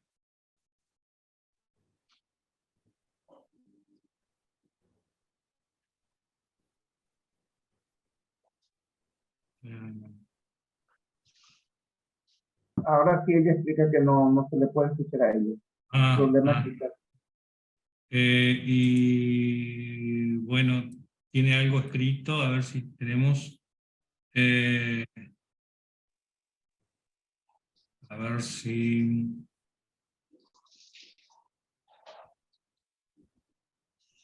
Acá pregunta Cristina Morandini, ¿la luna y la tierra son imágenes materiales para ello? Isabelino. Carlos. ¿Me escuchás, Isabelino? Ahora sí, perdí por un momento. Carlos, me mencionas, por favor. Dice Cristina Morandini, ¿la luna y la tierra son imágenes maternales para ello? Es parte de la deidad, de ese Tupá que estábamos hablando. Por eso trataba de darle quizá un giro, una explicación quizá no auténticamente filosófica, pero evidentemente que tiene relación, ¿verdad? Son los pedazos, la naturaleza, los árboles, la expresión de la naturaleza es el pedazo de ese, son partes de ese gran entramado que es el Tupá, ese Dios ecológico en el cual ellos se relacionan. No es un Tupá ficticio, no es un Tupá, sino son sus ojos, por eso que a su ausencia es preferible no estar, evidentemente él está descansando, tendríamos que no molestar, la naturaleza también toma su cauce en este momento.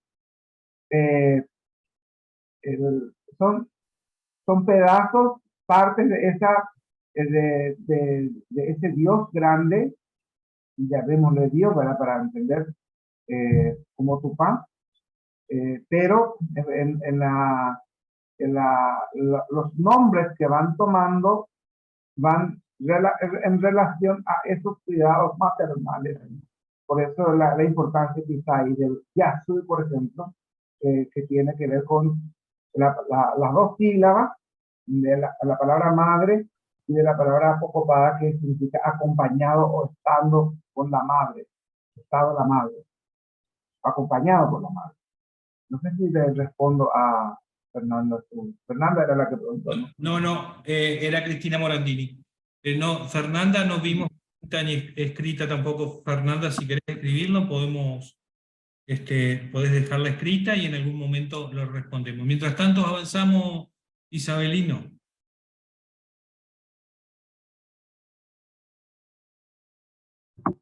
Voy a volver a compartir pantalla entonces, Carlos, por aquí. ¿Está con compartir o no? No, es que entré de nuevo. Ahí estoy. Ahí estás. Vamos a continuar entonces ahí mirando un poquitito juntos.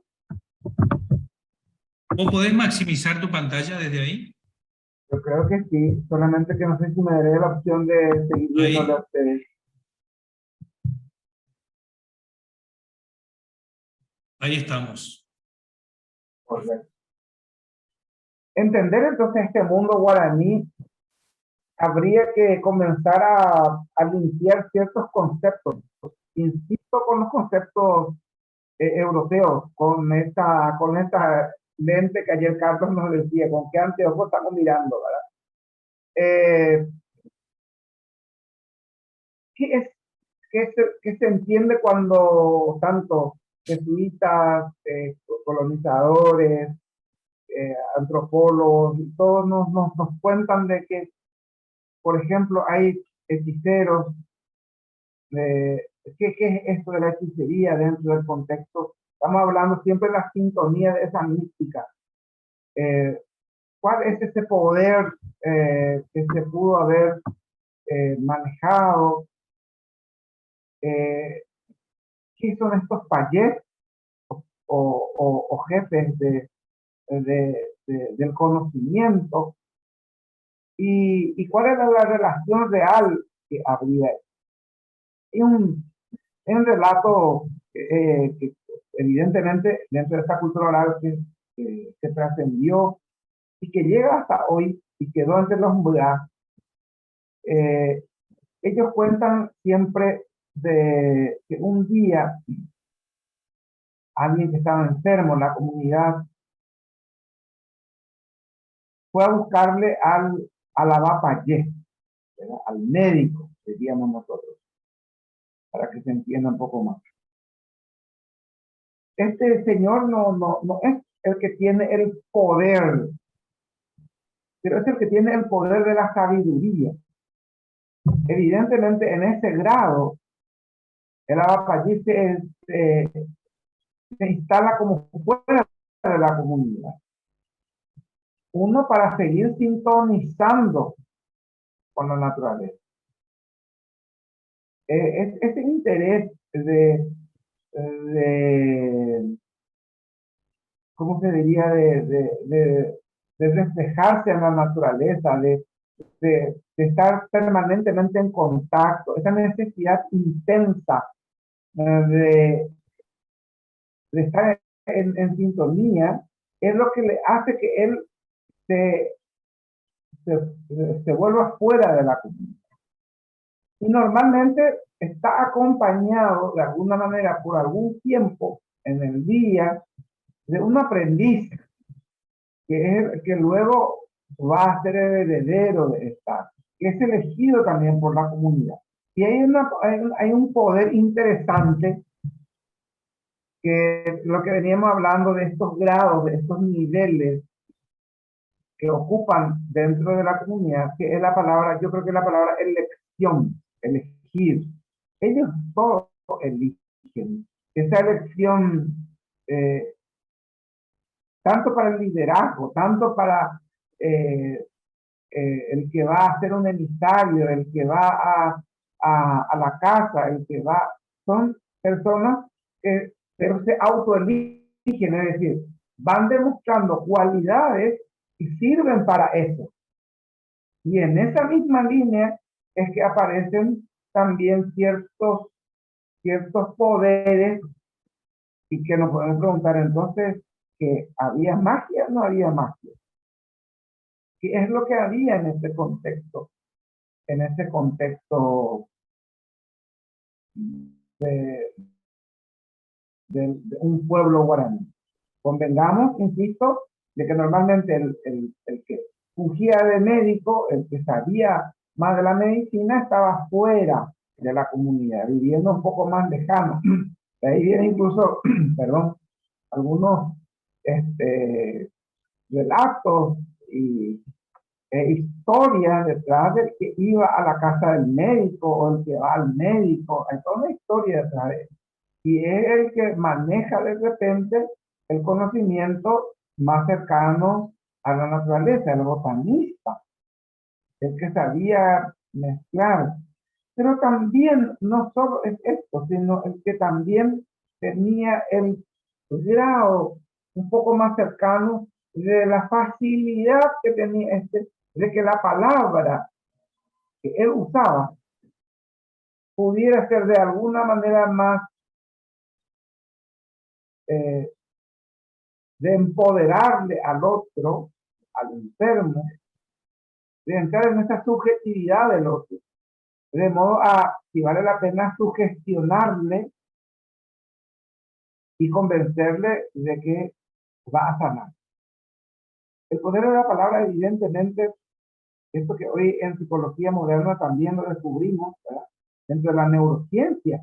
Hoy estamos hablando de la importancia de hablar de ciertas palabras positivas como para encarar la vida y no hablar de lo negativo. Esto mismo los guaraníes ya lo manejaban. Y o sea, hablar de sugestión, hablaríamos más que sugestión, hablaríamos de empoderar al otro. El otro tiene la facilidad de convencerle de que quizá no, incluso el yuyo. Y ahí viene el famoso, el rezador, ese que rezaba. No, prácticamente no era repetir palabras. Y yo participé de algunas de estas sesiones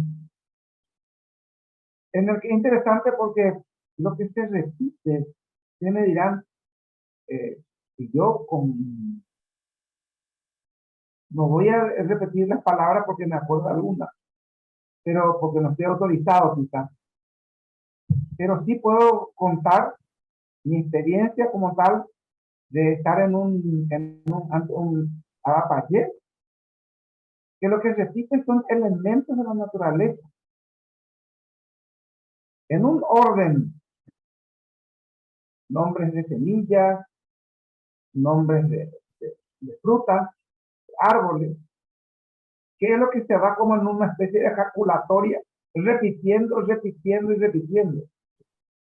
Tampoco hay un, por eso que hay que cuidar mucho el término de la sugestión, ¿verdad? Porque no es que me pone enfrente y me trata de convencer de lo que yo no creo, sino es como volver la mirada desde cierta enfermedad que yo pueda padecer, volver la mirada hacia eso.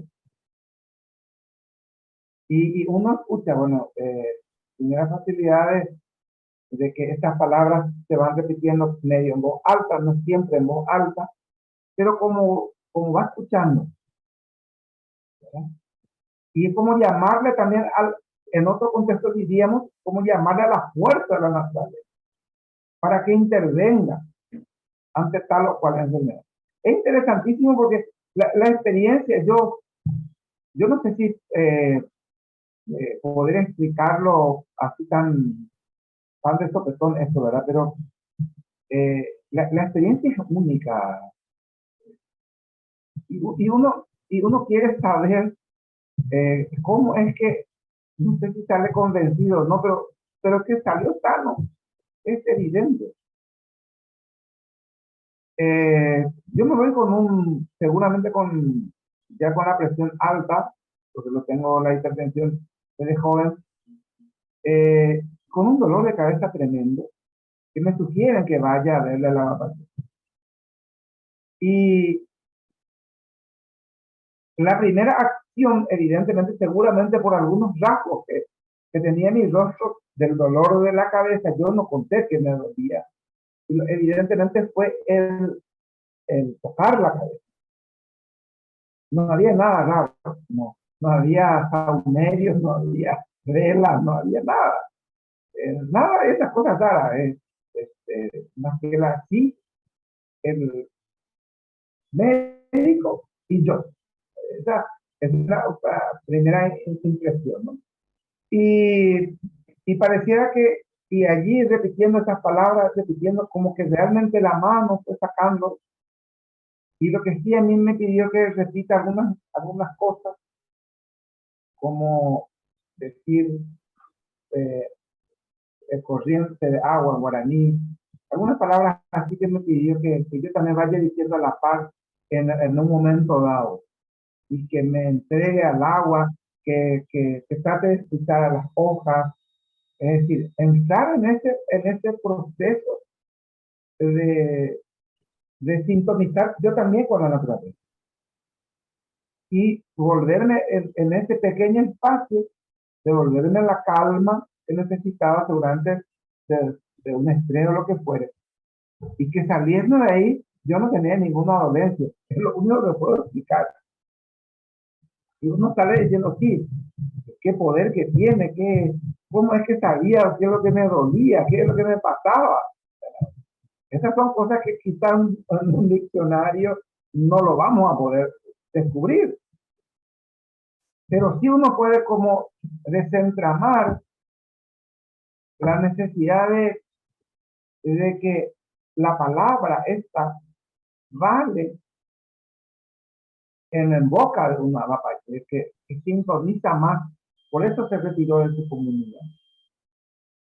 Esto que hace rato la señora, si mal no recuerdo, Marcela nos decía, tratando de sintonizar una radio, lo que hace una mapache es sintonizar a la naturaleza frecuentemente, ponerse en esa misma línea, y entonces necesita ese retiro, lo que después, quizá en un contexto misional, los jesuitas nos dirían un retiro espiritual, ¿verdad?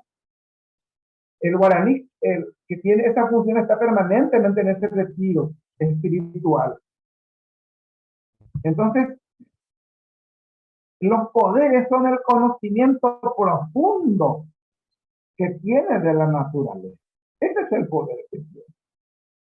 Y qué poder, ¿no? Porque saber que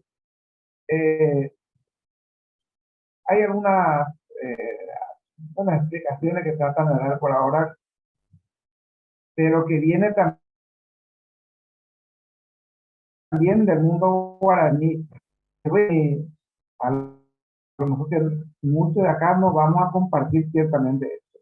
yo lo escuché de boca de mi familia, de los abuelos y de mi papá, que lo aprendió tal cual y lo venía enseñando. Por ejemplo, y cuando fui al mundo guaraní, ¿verdad? Eso lo he visto tal así, que con la comida, no se toma agua. El agua se toma antes,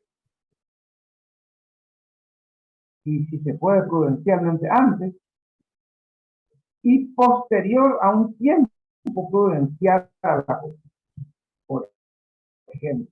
Y nosotros veríamos en otro contexto que el agua es algo natural que se toma con la comida, está siempre una jarra con agua en la mesa, más todavía si es una mesa más, más europea, ¿verdad? Más inglés, incluso si quieren tanto exagerar con las cosas. Pero bueno, en un contexto guaraní eso no ocurriría jamás. Y esos son los poderes del conocimiento, pero que tampoco están en un contexto relativo, es decir, tampoco está en discusión. Tampoco nadie pregunta, ¿y por qué? ¿Por qué no tengo que tomar el agua? No se toma y punto. Hay cosas que no se discuten. Que cuando lo haces al revés, te das cuenta por qué no necesitaba preguntarlo. A tal punto que hay una enfermedad que no sé si, yo creo que lo pregunté ya en el primer seminario, aquí si hay alguien que haya sufrido tal enfermedad. Es solamente hay entre los guaraní y entre los campesinos paraguayos. Y creo que muchos ya ni tienen la enfermedad. En guaraní se llama UNE.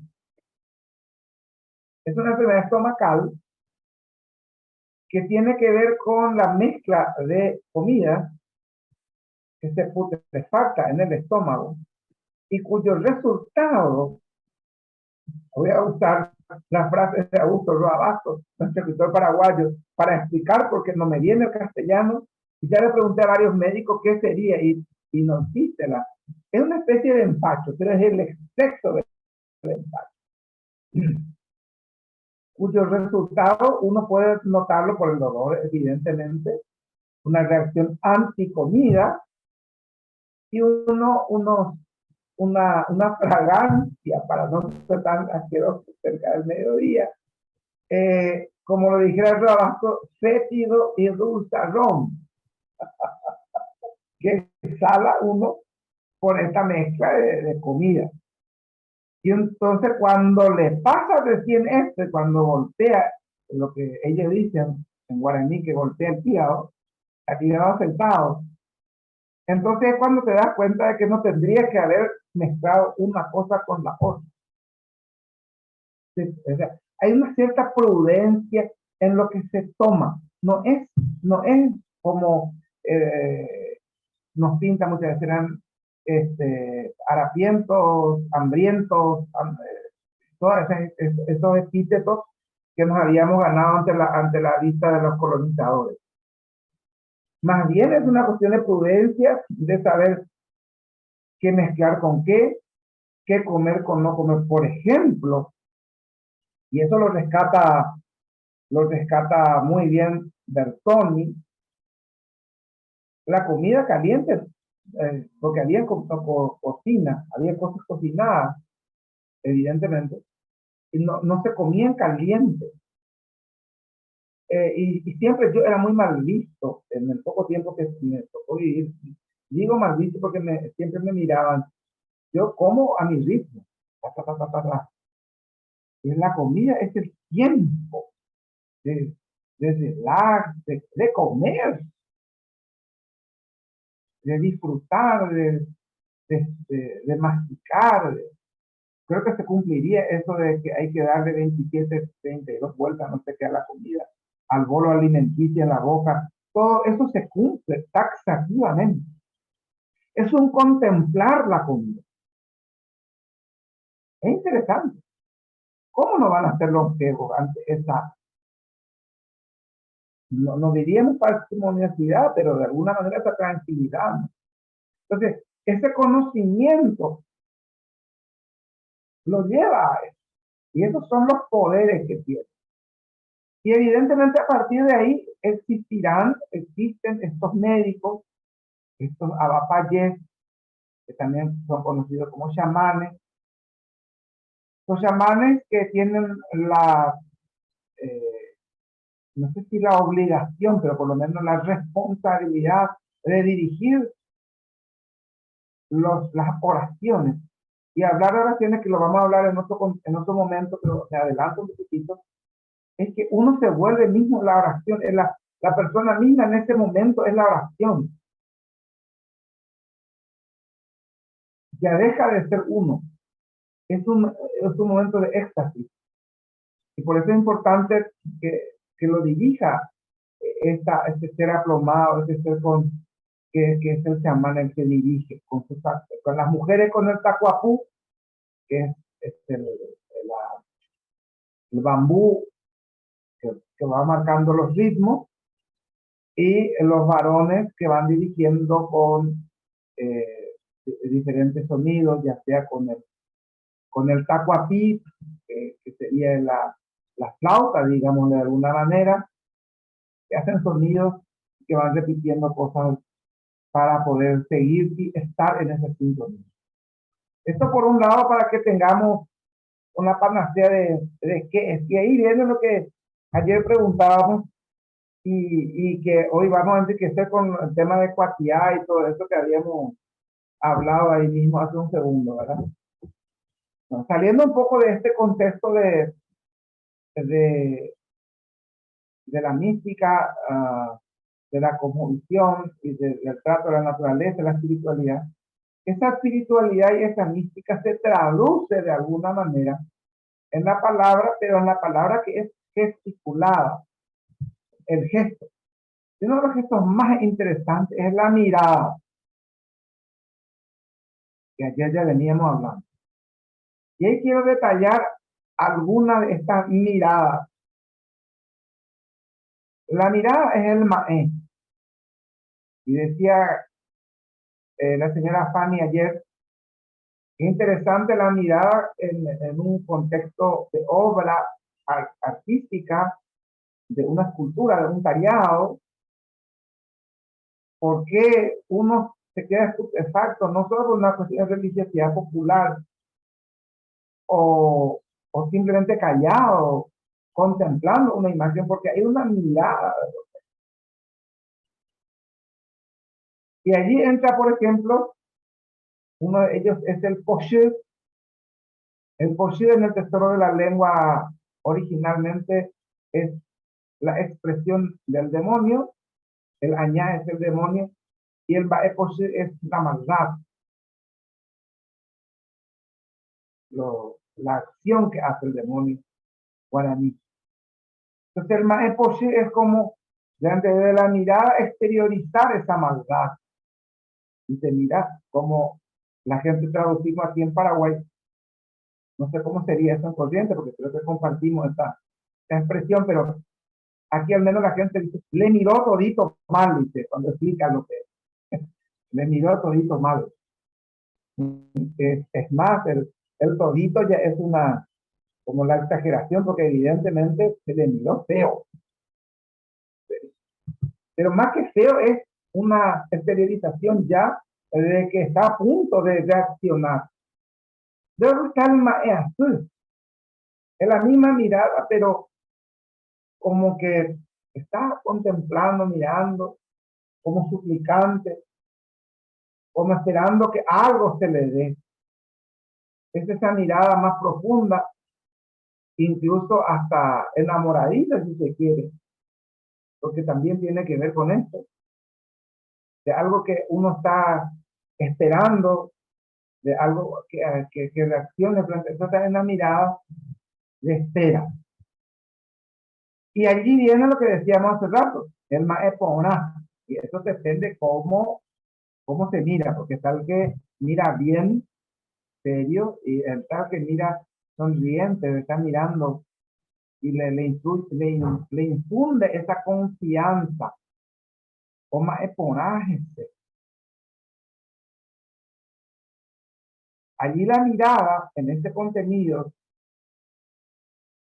teniendo estas dos posibilidades, es normalmente la mirada que hace la madre, ya para decirle, hasta ahí vas, no sigas, o qué gusto que da escucharte, qué gusto que da verte, qué gusto que da esto, el coraje. Luego está el maembrazú, esa mirada triste, esa mirada lejana, pero que también implica una exteriorización del apú, que es el corazón. La palabra corazón hoy también tiene un hispanismo en guaraní, al menos paraguayo, que se dice corazón, pero en realidad la palabra original es apú, el fondo. Y en el fondo de ese ser se exterioriza, se explica cómo esa mirada puede afectar a los, porque en el fondo son síntomas de afección, está afectando, o bien o mal. Está también la mirada de aceptación, la mirada de, esa mirada de asentir con el otro, en una época de complacencia.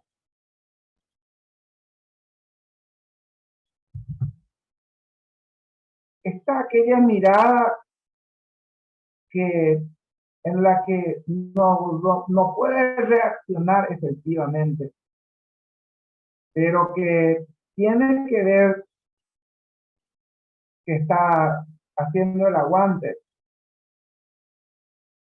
Es el Maekangú. Está tratando de hacer el tiempo. No sé si hay gente acá con esa mirada ya cercana al final de nuestra jornada de hoy, pero espero que no haya. Y también está una expresión un poco más cuando ya hay como una cierta reacción a punto de hacer algo o de reaccionar físicamente, el no. Ñano viene de bravo, sería una especie de traducción en principio. Pero esa mirada implica ya que está a punto de reaccionar, que es muy difícil en el contexto guaraní. Si bien, y hablo por los paraguayos, guaraní, campesinos, nosotros somos de una cultura hoy más reactiva. Reaccionamos, somos emergentes, reactivos. El guaraní en particular es difícil que reaccione, por reaccionar nada más. Esta contemplación le permite jugar con todas las posibilidades y después tomar quizá una postura. En las ceremonias del arete, estas miradas que se conjugan con eso de los poderes que tiene es muy importante.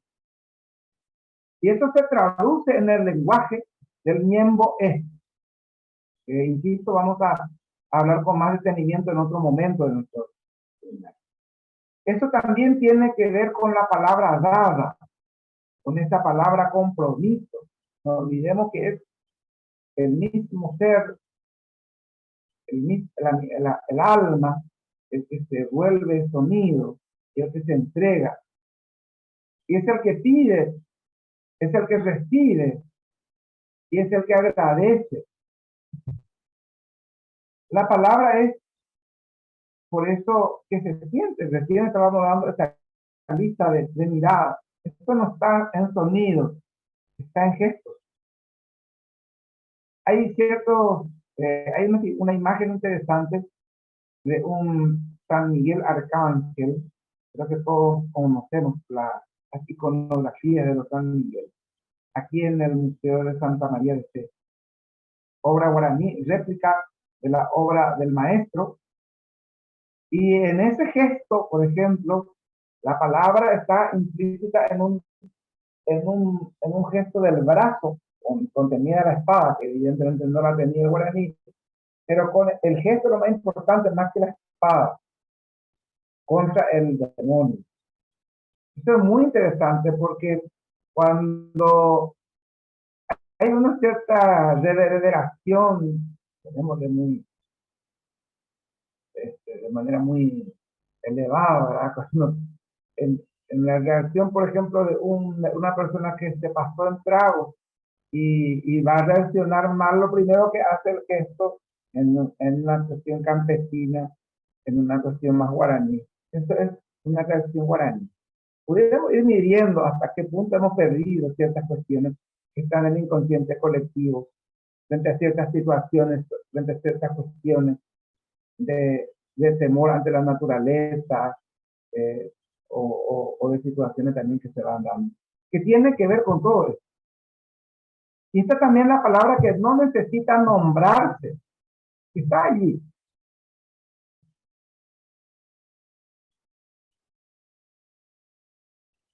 Entre las palabras que no necesitan nombrarse, y entre estas están aquellas que las miradas que no se miran. A ver cómo es.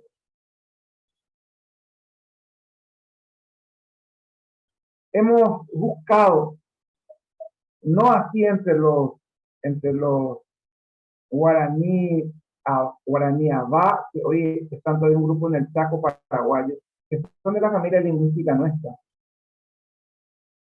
que ellos sí tienen una palabra para decir de alguna manera, pero no con el mismo contenido.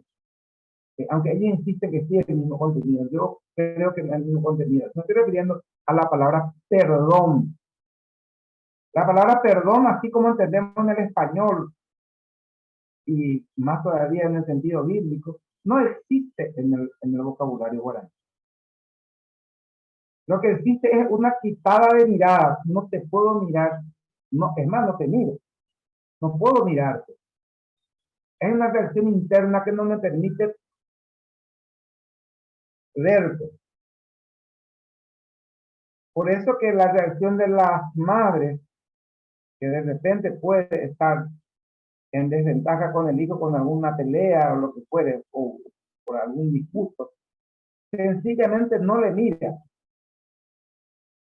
Y el que ha hecho o provocado el mal, es decir, el Maeposhir que salió de sí y que exteriorizó su Poshir, sencillamente se va de la comunidad hasta que vuelve a encontrarse y trata de condicionar a su Poshir para que eso no vuelva a acontecer. Es decir, las reacciones no son permitidas. ¿Y a qué me refiero con reacciones? Por ejemplo, pegarle a un hijo en la famosa corrección. Jamás un guaraní le pegaría a un hijo para corregirlo, como pudiera ocurrir quizá en nuestro contexto educativo, valga la, entre comillas, aquello. Eso no ocurre. Entonces, ahí la palabra que no necesita nombrar. Y entre ellos está esto. Así como decíamos que lo verde tampoco existe. Y quiero ir cerrando un poco esta parte con la frase de Caldwell en su libro Algura Putá, que nos dice: mi tarea de recopilación es a fin de que facilite la tarea a que pretende poder leer lo que cubre el pensamiento místico de la raza aborigen. Cuando tenga en la mano el Algura Putá, que es una serie de oraciones, es una serie de la genialidad de la teogonía guaraní, de cómo eso que nos decía Marcela hace rato se va construyendo de una palabra surge la otra, porque la palabra al final es el origen de todo, según esta le dieron a Caldwell para que él nos comunique. Entonces, él mismo nos recuerda que esta recopilación que él hace es para que nos ayude a ir revelando el pensamiento místico detrás de cada palabra. Y con esto ir un poco a abrir otra vez esta segunda parte para preguntas y para poder otra vez conversar con la gente aquí en nuestro encuentro de hoy. Carlos. Sí, Isabelino, a ver si los puedo ver a todos. Bueno, vamos a abrir, por supuesto, las salas para preguntas. Los que deseen ir levantando su manito o abriendo el micrófono o alguna seña como para que los vean. Lo primero que se me ocurre, Isabelino, un poquito clarificar un poco más es el tema, ¿viste lo que hablábamos de los distintos tipos de mirada o distintas expresiones de la palabra? El valor de la palabra y la comunicación de la mirada, porque tiene distintos tipos, distintas características, distintas formas de recibirlo, pero de por sí la mirada lleva implícito un modo de comunicación. De por sí es la vía. ¿Por qué la importancia de la mirada? ¿Y por qué la importancia de la palabra? ¿Qué es Ahí lo mismo tomo, Carlos. que Ahí mismo te tomo exterioriza? antes que me Correcto. olvide, porque Sí, avancemos. es una cuestión de desarrollo natural, llamémosle. Y eso es lo que decíamos con la señora Fanny ayer. En el mundo guaraní, la primera fase y la más importante fase de la educación se da por la mirada. La relación de la madre con el niño, que conversa con el niño, es por la mirada. Por eso que la mirada materna es muy fuerte. Y muchos de los que estamos aquí, paraguayos, argentinos, algunos uruguayos, quizás hasta compartamos eso común de que la mirada, sabemos por la mirada cómo es que hay que salir del escenario, hay que entrar, podemos seguir, podemos no continuar. Por eso que en el momento de que la criatura, el niño, está en el brazo de la madre y está recibiendo no solo la leche materna, sino comienza el proceso de la comunicación, que luego lo desarrolla en su máxima potencia. Por eso también no se necesita el albú, el sonido, no es tan importante de repente, ¿verdad? La palabra implica eso también. Es decir, todo lo que la mirada pueda en sus diferentes dimensiones posibilitar esa comunicación maternal, esa comunicación que luego educa, porque la mirada es el que va a decir si hay un permiso para hacer esto o si no hay permiso para hacer otro. Es la mirada el que va a determinar si se puede ir o no a un lugar. Es la mirada el que va a determinar, porque es una cuestión que lo vamos a hablar también en el momento de la educación, el tema de la libertad. Si nosotros decimos en nuestro contexto, la verdad os hará libres, yo querría decir en este contexto que la mirada en el mundo guaraní nos hace libres, es decir, me permite saber de que estoy haciendo bien sin que me lo digan y de que puedo continuar. Puede ser muy sugestivo para un guaraní o para un campesino guaraní de origen guaraní de que lo estén mirando permanentemente, y eso no es problema de escenario, colega. No es problema de escenario, es una cuestión de relación comunicacional que se da a través de la mirada. Y que muchas veces tampoco está en el ánimo del otro, quizás desacreditar lo que uno está haciendo con la mirada, pero la mirada implica eso. No sé si Carlos va por ahí un poco el origen y el desarrollo de lo que estamos hablando. Sí, y aparte hay una cuestión también desde lo energético, sensorial, transmisivo, espiritual, que tiene que ver con el tema de la mirada. O sea, eso también se percibe desde donde desde dónde se produce la comunicación. Hay mucho afecto en una mirada, hay mucha contención en una mirada, que es también desde el cual te están diciendo otras cosas que a lo mejor van acompañadas de una mirada. Y bueno, lo mismo con el tema de la palabra, Isabelino, ¿no?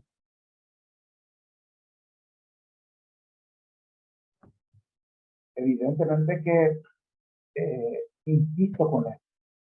La palabra y la exteriorización de ese sonido, el albú, que nos recoge Calogan, el inicio del albú, el origen del albú, albura tuta, por ejemplo, es decir lo oportuno en el momento oportuno y acorde a las necesidades.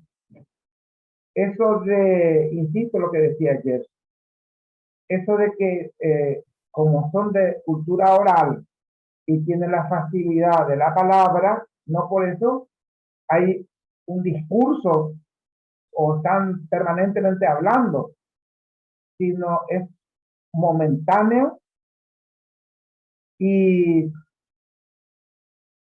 también es decisivo, ¿verdad? Es decir, alinea un cierto cúmulo de información que es la que se necesita en este momento.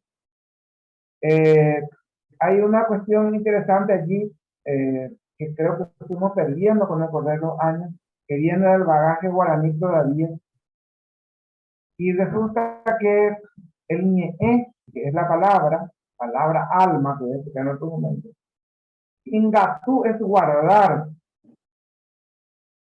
Ñe-engatú es la palabra que uno guarda y lo exterioriza en un momento oportuno. Y hoy en ñe-engatú va de la mano de aquel hablador. Así no solamente fue como perdiendo también el nivel. Estamos hablando de lenguaje más coloquial y estoy hablando de un guaraní paraguayo.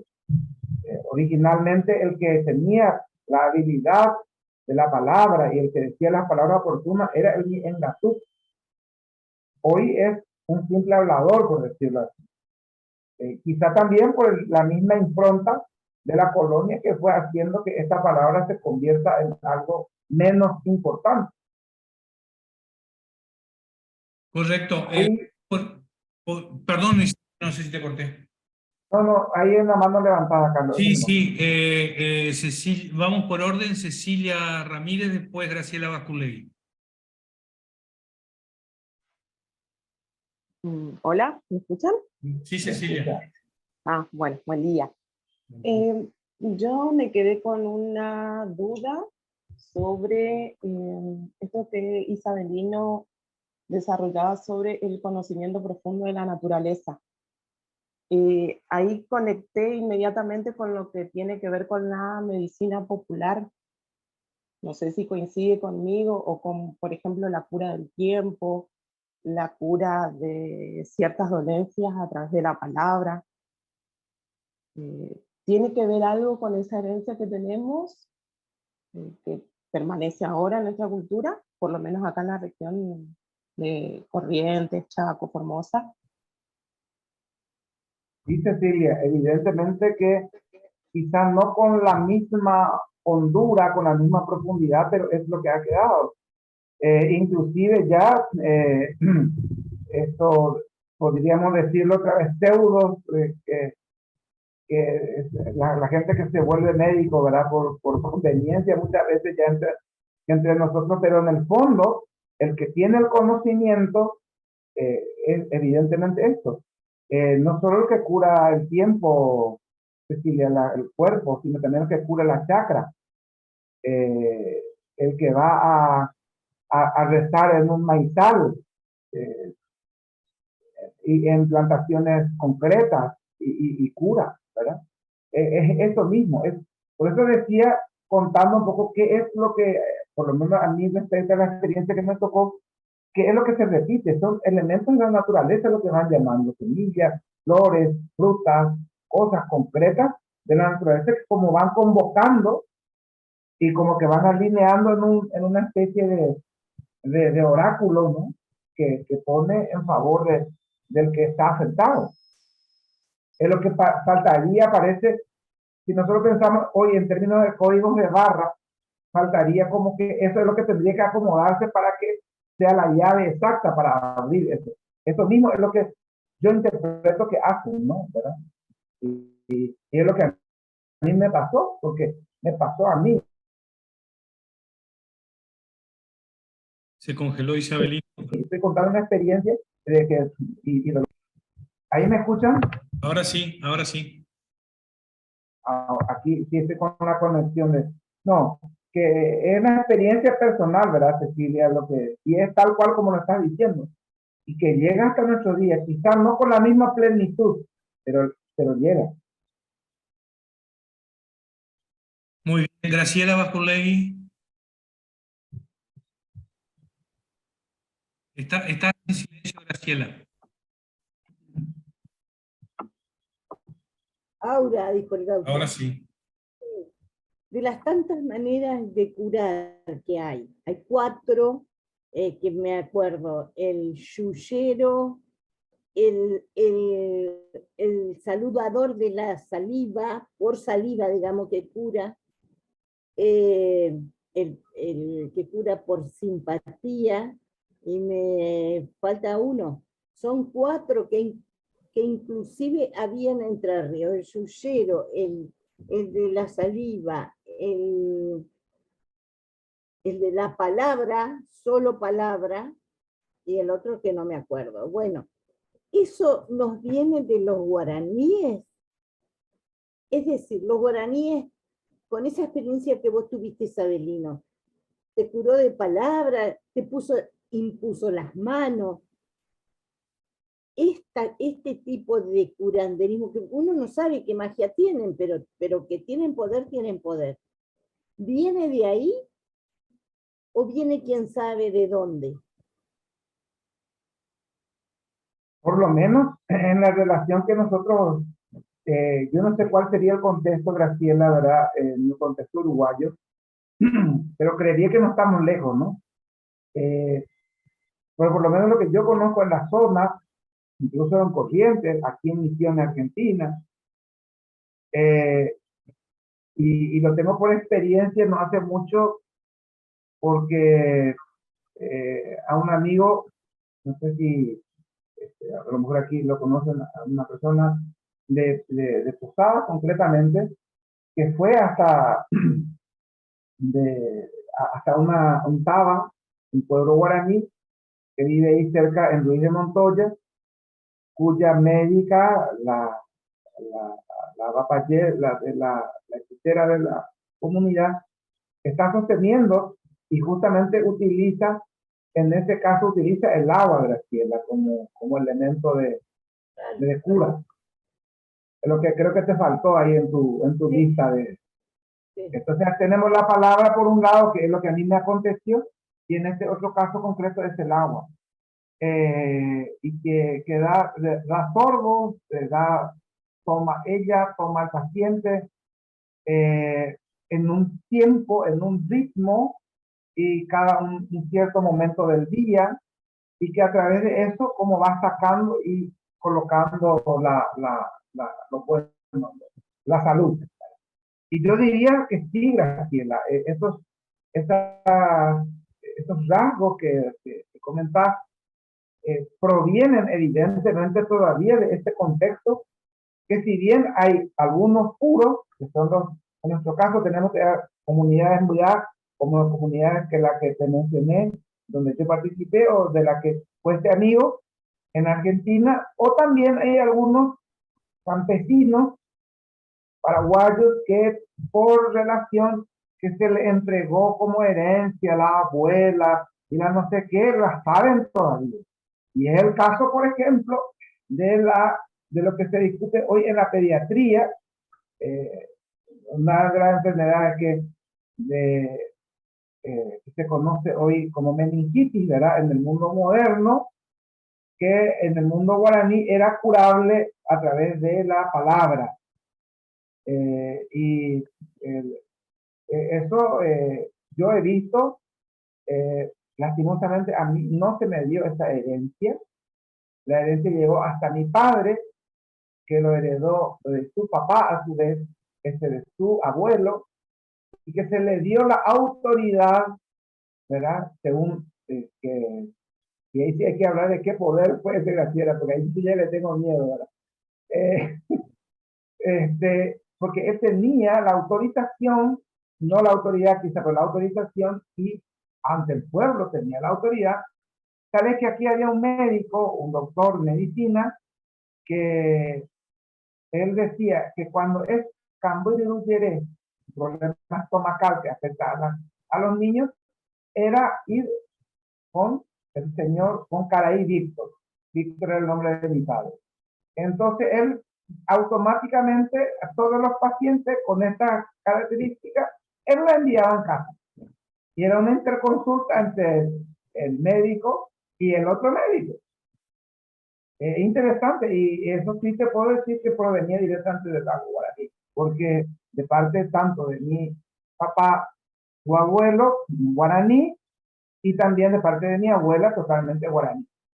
De parte de mi abuela, yo le llegué a conocer a un tío que me quiso comunicar en su momento, por ejemplo, la palabra para una cuestión de el famoso soplo, no sé si estoy hablando de enfermedades medio raras, ¿verdad? Ahí la gente, no sé si de Chile, de México, ahí me ubican con esto, que es una enfermedad, supuestamente un golpe de aire, que en términos médicos sería como un espasmo, ¿verdad?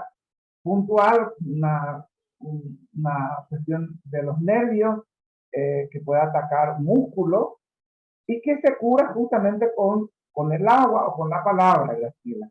Y esto, por ejemplo, a mí se me había querido comunicar, estaba en el ánimo por lo menos de un grande, que murió cerca de los 100 años, y que nos convocó a todos los sobrinos nietos, y yo fui el elegido y no me pudo comunicar porque no tenía que estar nadie más en la sala, solo él y yo. Y bueno, como ya estaba en un punto de partida, nadie quería dejarlo solo, entonces no me llegó a comunicar las palabras. Pero por lo menos en su ánimo estaba. Lastimosamente no soy heredero de nada. Si no te hubiera puesto por acá alguna receta, quizás, pero no tengo esa herencia. Pero sí te puedo asegurar de que participando, siendo paciente, y disfruté de eso que tú mismo lo habías contado ahora, de la cura, ¿no? Y sí, es así. Yo te hago una pregunta para poder trasladarle una reflexión a la sala. Hay cosas en la cultura guaraní que previamente se sueñan, ¿no es cierto?, para que sucedan. ¿Es así? ¿Cómo? Isabelino, hay cosas en la cultura guaraní que previamente se sueñan antes que sucedan. Sí se sueñan, Graciela, se sucede a partir del sueño. Yo me resisto a creer de que el proceso de cura, por ejemplo, con la herboristería, sea un proceso de prueba y error. O sea, tiene fiebre una persona que puede ser por múltiples razones. Ellos tenían la capacidad de identificar qué era la afección, de dónde y con qué hierba. Eso, hecho en un proceso de prueba y error, en muchas culturas del mundo, en todas creo que es parecido.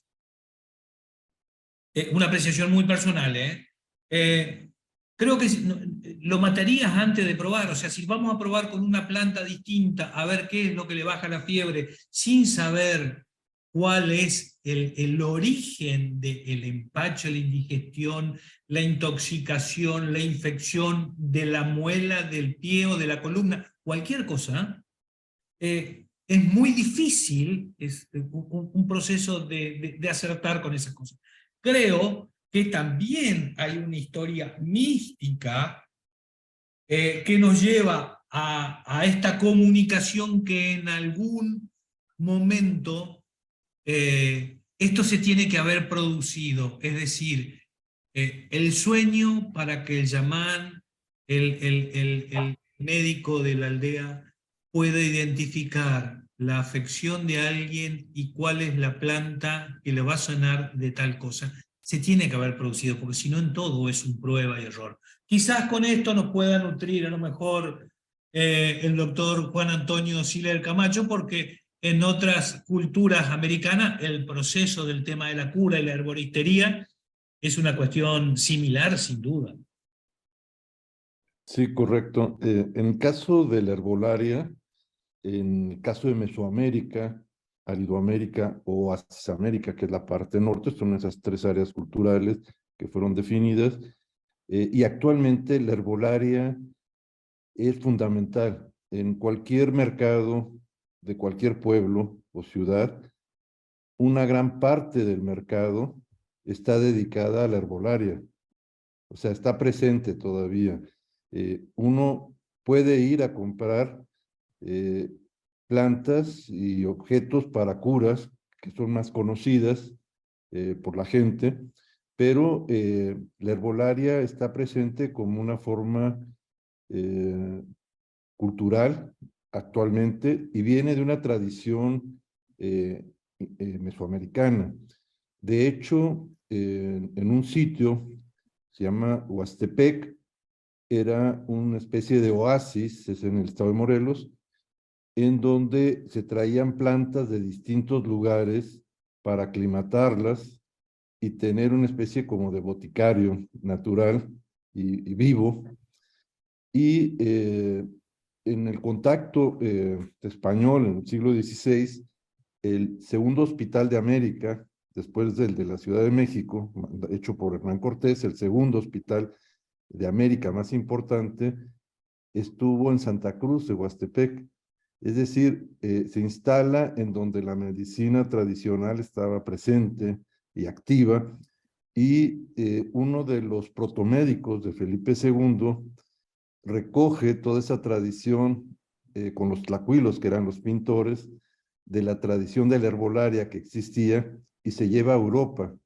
Es decir, la tradición de la medicina tradicional a través de la herbolaria ayudó en Europa a un conocimiento que no se tenía.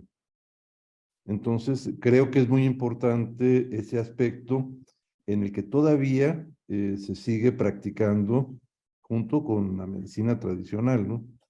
Pero repregunto, Juan Antonio, el proceso de descubrimiento de qué hierba para qué afección, ¿de alguna manera está registrado? O volviendo a lo que es una inquietud de que no es azaroso ni fortuito, sino Sí. tiene que haber un proceso espiritual en el medio comunicacional, energético o de algo que no conocemos, que dicen es por aquí con esta plantita, y no de prueba. Sí. Sí, donde yo trabajo es un jardín etnobotánico. Entonces es uno de los más importantes porque se estudian las plantas, se tienen un herbolario para tener comparativos con otras regiones, acuden curanderos, parteras, para intercambiar conocimientos, y es poco común que se tenga eso a nivel académico, pero ahí se tiene en este centro.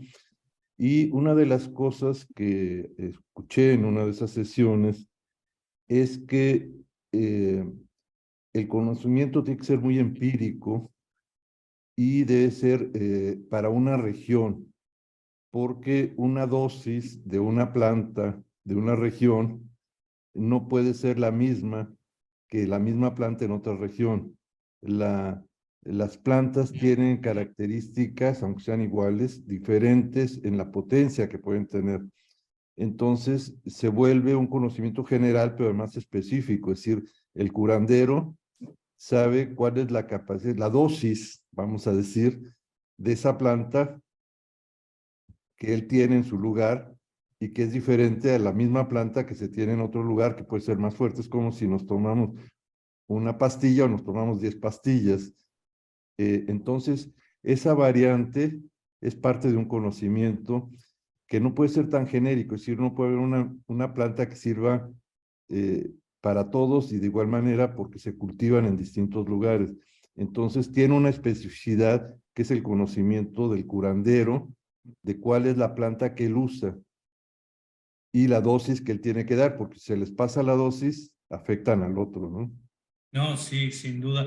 De todas maneras, siempre me quedo pensando es quién descubrió el tema de la plantita. Ese proceso es el que yo digo que no puede ser prueba. Carlos, permitime un poquitito en este contexto. Y eso es en base un poco, cuando voy a citar a otro personaje que casi es no muy conocido en el mundo, y estamos hablando de la botánica en este contexto, jesuita, ayer lo nombré también, Pedro de Montenegro. El libro de Pedro de Montenegro, justamente Fernando también está preguntando cuál sería un poco la bibliografía en este contexto, ¿verdad? Nos ayuda un poco a interpretar más a profundidad, por lo menos lo que concierne al mundo guaraní, porque él, en principio, incluso la grafía va como escuchando los propios sonidos de los naturales para anotar los propios nombres de las plantas. Y una descripción interesante que él hace, que luego se corrobora esto en una experiencia, en varias experiencias, incluso con el padre Mendía, y a mí me tocó también escuchar de Budá y de campesinos más antiguos, más mayores, de que la manera de descubrir, Carlos, no tendría que ver netamente con lo espiritual, sino tiene que ver con las formas.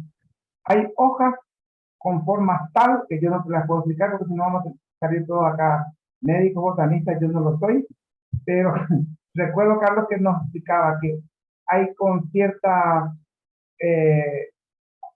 color, con cierta degradación que es para el estómago, que es la que tiene tal cosa que no sirve porque es la que tiene el veneno, que es la planta con tal medida que está creciendo que en este momento no se toma, pero que después cuando tiene tal tamaño es el remedio. Son cuestiones de temporalidad, insisto, y de un revisionismo, pero de una observación tal, de un proceso, si vamos por lo científico, de un proceso científico de observación, de medir, de inferir permanentemente, que es lo que da la pauta y las condiciones para decidir si esta es, y te digo tal así. Otro problema, esta vez estomacal, y bueno, la que voy a decirlo en guaraní, Juan Antonio, el nombre de la planta es, en castellano es carqueja, en guaraní es yaguareteca A. Y el yaguareteca A tiene unas formas, ¿verdad? Y bueno, ¿cómo conseguir porque es propio de cerca de los esterales, pero también entre los juncales ahí tiene que haber yaguareteca A. Pero en este caso estaba yo en un lugar donde no podía ver. Entonces lo que se hizo, y estaban más en poder de un grupo de mujeres que fuimos a caballo, yo a caballo, y ellos buscaron la hoja parecida por las formas. Yo escuché la clasificación que hacían. Vamos a buscar la hoja que tenga tal característica parecida que también sirve para el estómago. Y bueno, algunos encontraron con algún nombre y de repente apareció entre ellos en ese lugar, por la forma, el caaré, que normalmente se toma como medicina entre el mate y otras cosas yo nunca lo sabía que era para el estómago, pero se le da a los niños como para la lombriz, ¿verdad? Esa es la medicina normal. Pero por la forma no sé qué que tenía y por la textura que tenía la hoja también es para el no sé qué que a mí me pasaba. Bueno, y me la dieron y me curó, Carlos. Es decir, yo no quiero desmitificar nada de lo que has dicho, que también puede ser, pero es una cuestión también de observación, sí. Y es una cuestión de forma, es una cuestión de sentir la naturaleza, lo que casualmente está preguntando en el chat Fernanda, ¿verdad? ¿Cómo es que esto ocurre y cómo esto justamente por esta cuestión de la comunicación también, por lo que se ve y por la forma y por el sentido, y es una clasificación que ellos la tenían, ¿verdad? Sí, nos estamos adelantando. Ya le doy, Juan Antonio, ya le doy enseguida de vuelta la palabra. Nos estamos adelantando a algo que viene más adelante, que es hablar del tema de la naturaleza y la herboristería. Y yo voy a agregar un condimento para cuando lleguemos, que así como hay cosas en las que ha sumado mucho, hay cosas en las que nos ha restado el tema de las misiones jesuíticas, porque normalmente hay cosas como esto, que no era solamente tomate este tecito, era esta infusión con una invocación, con un rezo a la naturaleza, y que en el tema, dentro de una estructura, de una misión jesuítica religiosa, eso estaba vedado. O sea, formaba parte de un ritual no permitido, o no, muy fuerte la palabra permitido, no acostumbrado, o que teníamos que tratar de que sea con un rezo cristiano y no con un rezo a la naturaleza y una invocación a cosas de la selva. Entonces, eso también nos cortó parte del conocimiento. Sí, eso, Carlos, eso sí. mismo es lo que intenté hace rato decir también cuando le ponemos ciertos conceptos, ¿verdad? Desde nuestra perspectiva. Por eso no hay que menguar a eso que es un hechicero, que es un fallecero, como diríamos nosotros acá en el Burgo, ¿verdad? Tiene otra connotación evidentemente, y eso de llamar a la naturaleza, por supuesto, Carlos, que fue coartado dentro de un contexto misional, y los médicos guaraní incluso tenían que haber tenido la imagen quizás hasta de un santo ahora para que tenga validez lo que estaba haciendo, ¿verdad? Hasta eso tenía. Hay una cuestión que no podemos negar. Y otros que no habrán, como en la que yo entré, que continuaba con su piecita sin nada y quizá con su vaso de agua nomás ahí y con eso, ¿verdad? Por ahí. Hay también de registro jesuítico de un juicio de hechicería que se le hace a una mujer por el tema de intoxicación de una planta, y la mujer aduce que se equivocó y a ella la juzgan como que fue una cuestión intencional. Creo que estas cosas estamos propensos y lo vamos a hablar en su momento. Doctor Juan Antonio. Sí, comento rápidamente. Creo que la parte psicológica, el rito, el rezo, la imagen, complementan al medicamento. Es decir, muchas enfermedades tienen que ver también con la mente.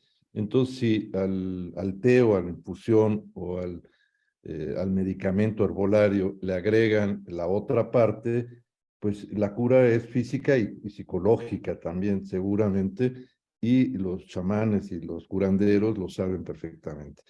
Lo otro es el tema de cómo se lleve esto al mundo occidental, es decir, cómo se recoge esa información, y en muchos de las misiones o de los conventos, lo encontré en México, lo encontré en Filipinas, en los jardines o huertas se sembraban estas plantas y se dibujaban.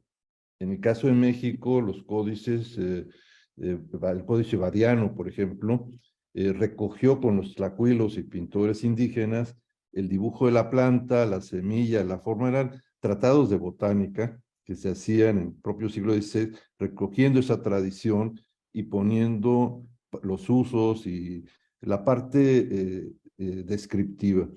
Y por otro lado, encontré recientemente que muchos de los términos científicos de la botánica están en latín, pero están en guaraní.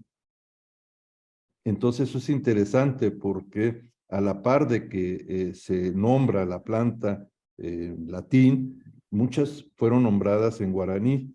Yo no sé cuántas, pero ese dato me pareció interesante porque quiere decir que la importancia botánica de esa región, que además es una de las más ricas, se incorporó a los nombres científicos que se dieron en el mundo.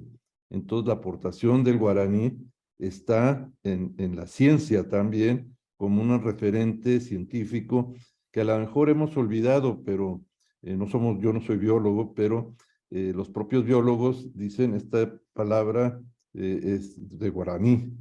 Entonces creo que esa aportación puede ser interesante de la procedencia y de la presencia en la ciencia del guaraní. Gracias. Permíteme ser fanático, doctor Antonio. El 95% de la denominación original, según los registros que manejamos, proviene del nombre guaraní. Y nombre latino guaraní. Esa es decir, la mayor parte del sustento lingüístico de la ciencia tiene nombre guaraní. Entonces, ese es el gran aporte. Y nos da la pauta, evidentemente, de que algo de eso que Carlos dice, de lo espiritual para descubrirlo, o de algo de la observación de ese proceso que estamos hablando, hubo, de modo a que la ciencia lo puede rescatar y puede dar fe de que eso es así. Bueno, ayer cerrando el tema de la reunión, uno dejó plantado algo como inquietud para que se vaya instalando para el momento que lo hablemos, y hoy dejo otra respecto al mismo tema que estamos hablando. Muchas veces, Juan Antonio, la gente que no es de aquí de la región, habrá escuchado nombrar del chamamé, de lo que es tan fuerte de música en esta región. Y una de las corrientes de pensamiento que es un ritmo prehispánico, de la época ya del guaraní, lo traía en un ritmo de una métrica de 6/8, que otras corrientes de pensamiento ya hablan de unas cuestiones más actuales, derivados de otros géneros, de otros ritmos musicales. Y una de las preguntas siempre era de los cuestionamientos, ¿por qué?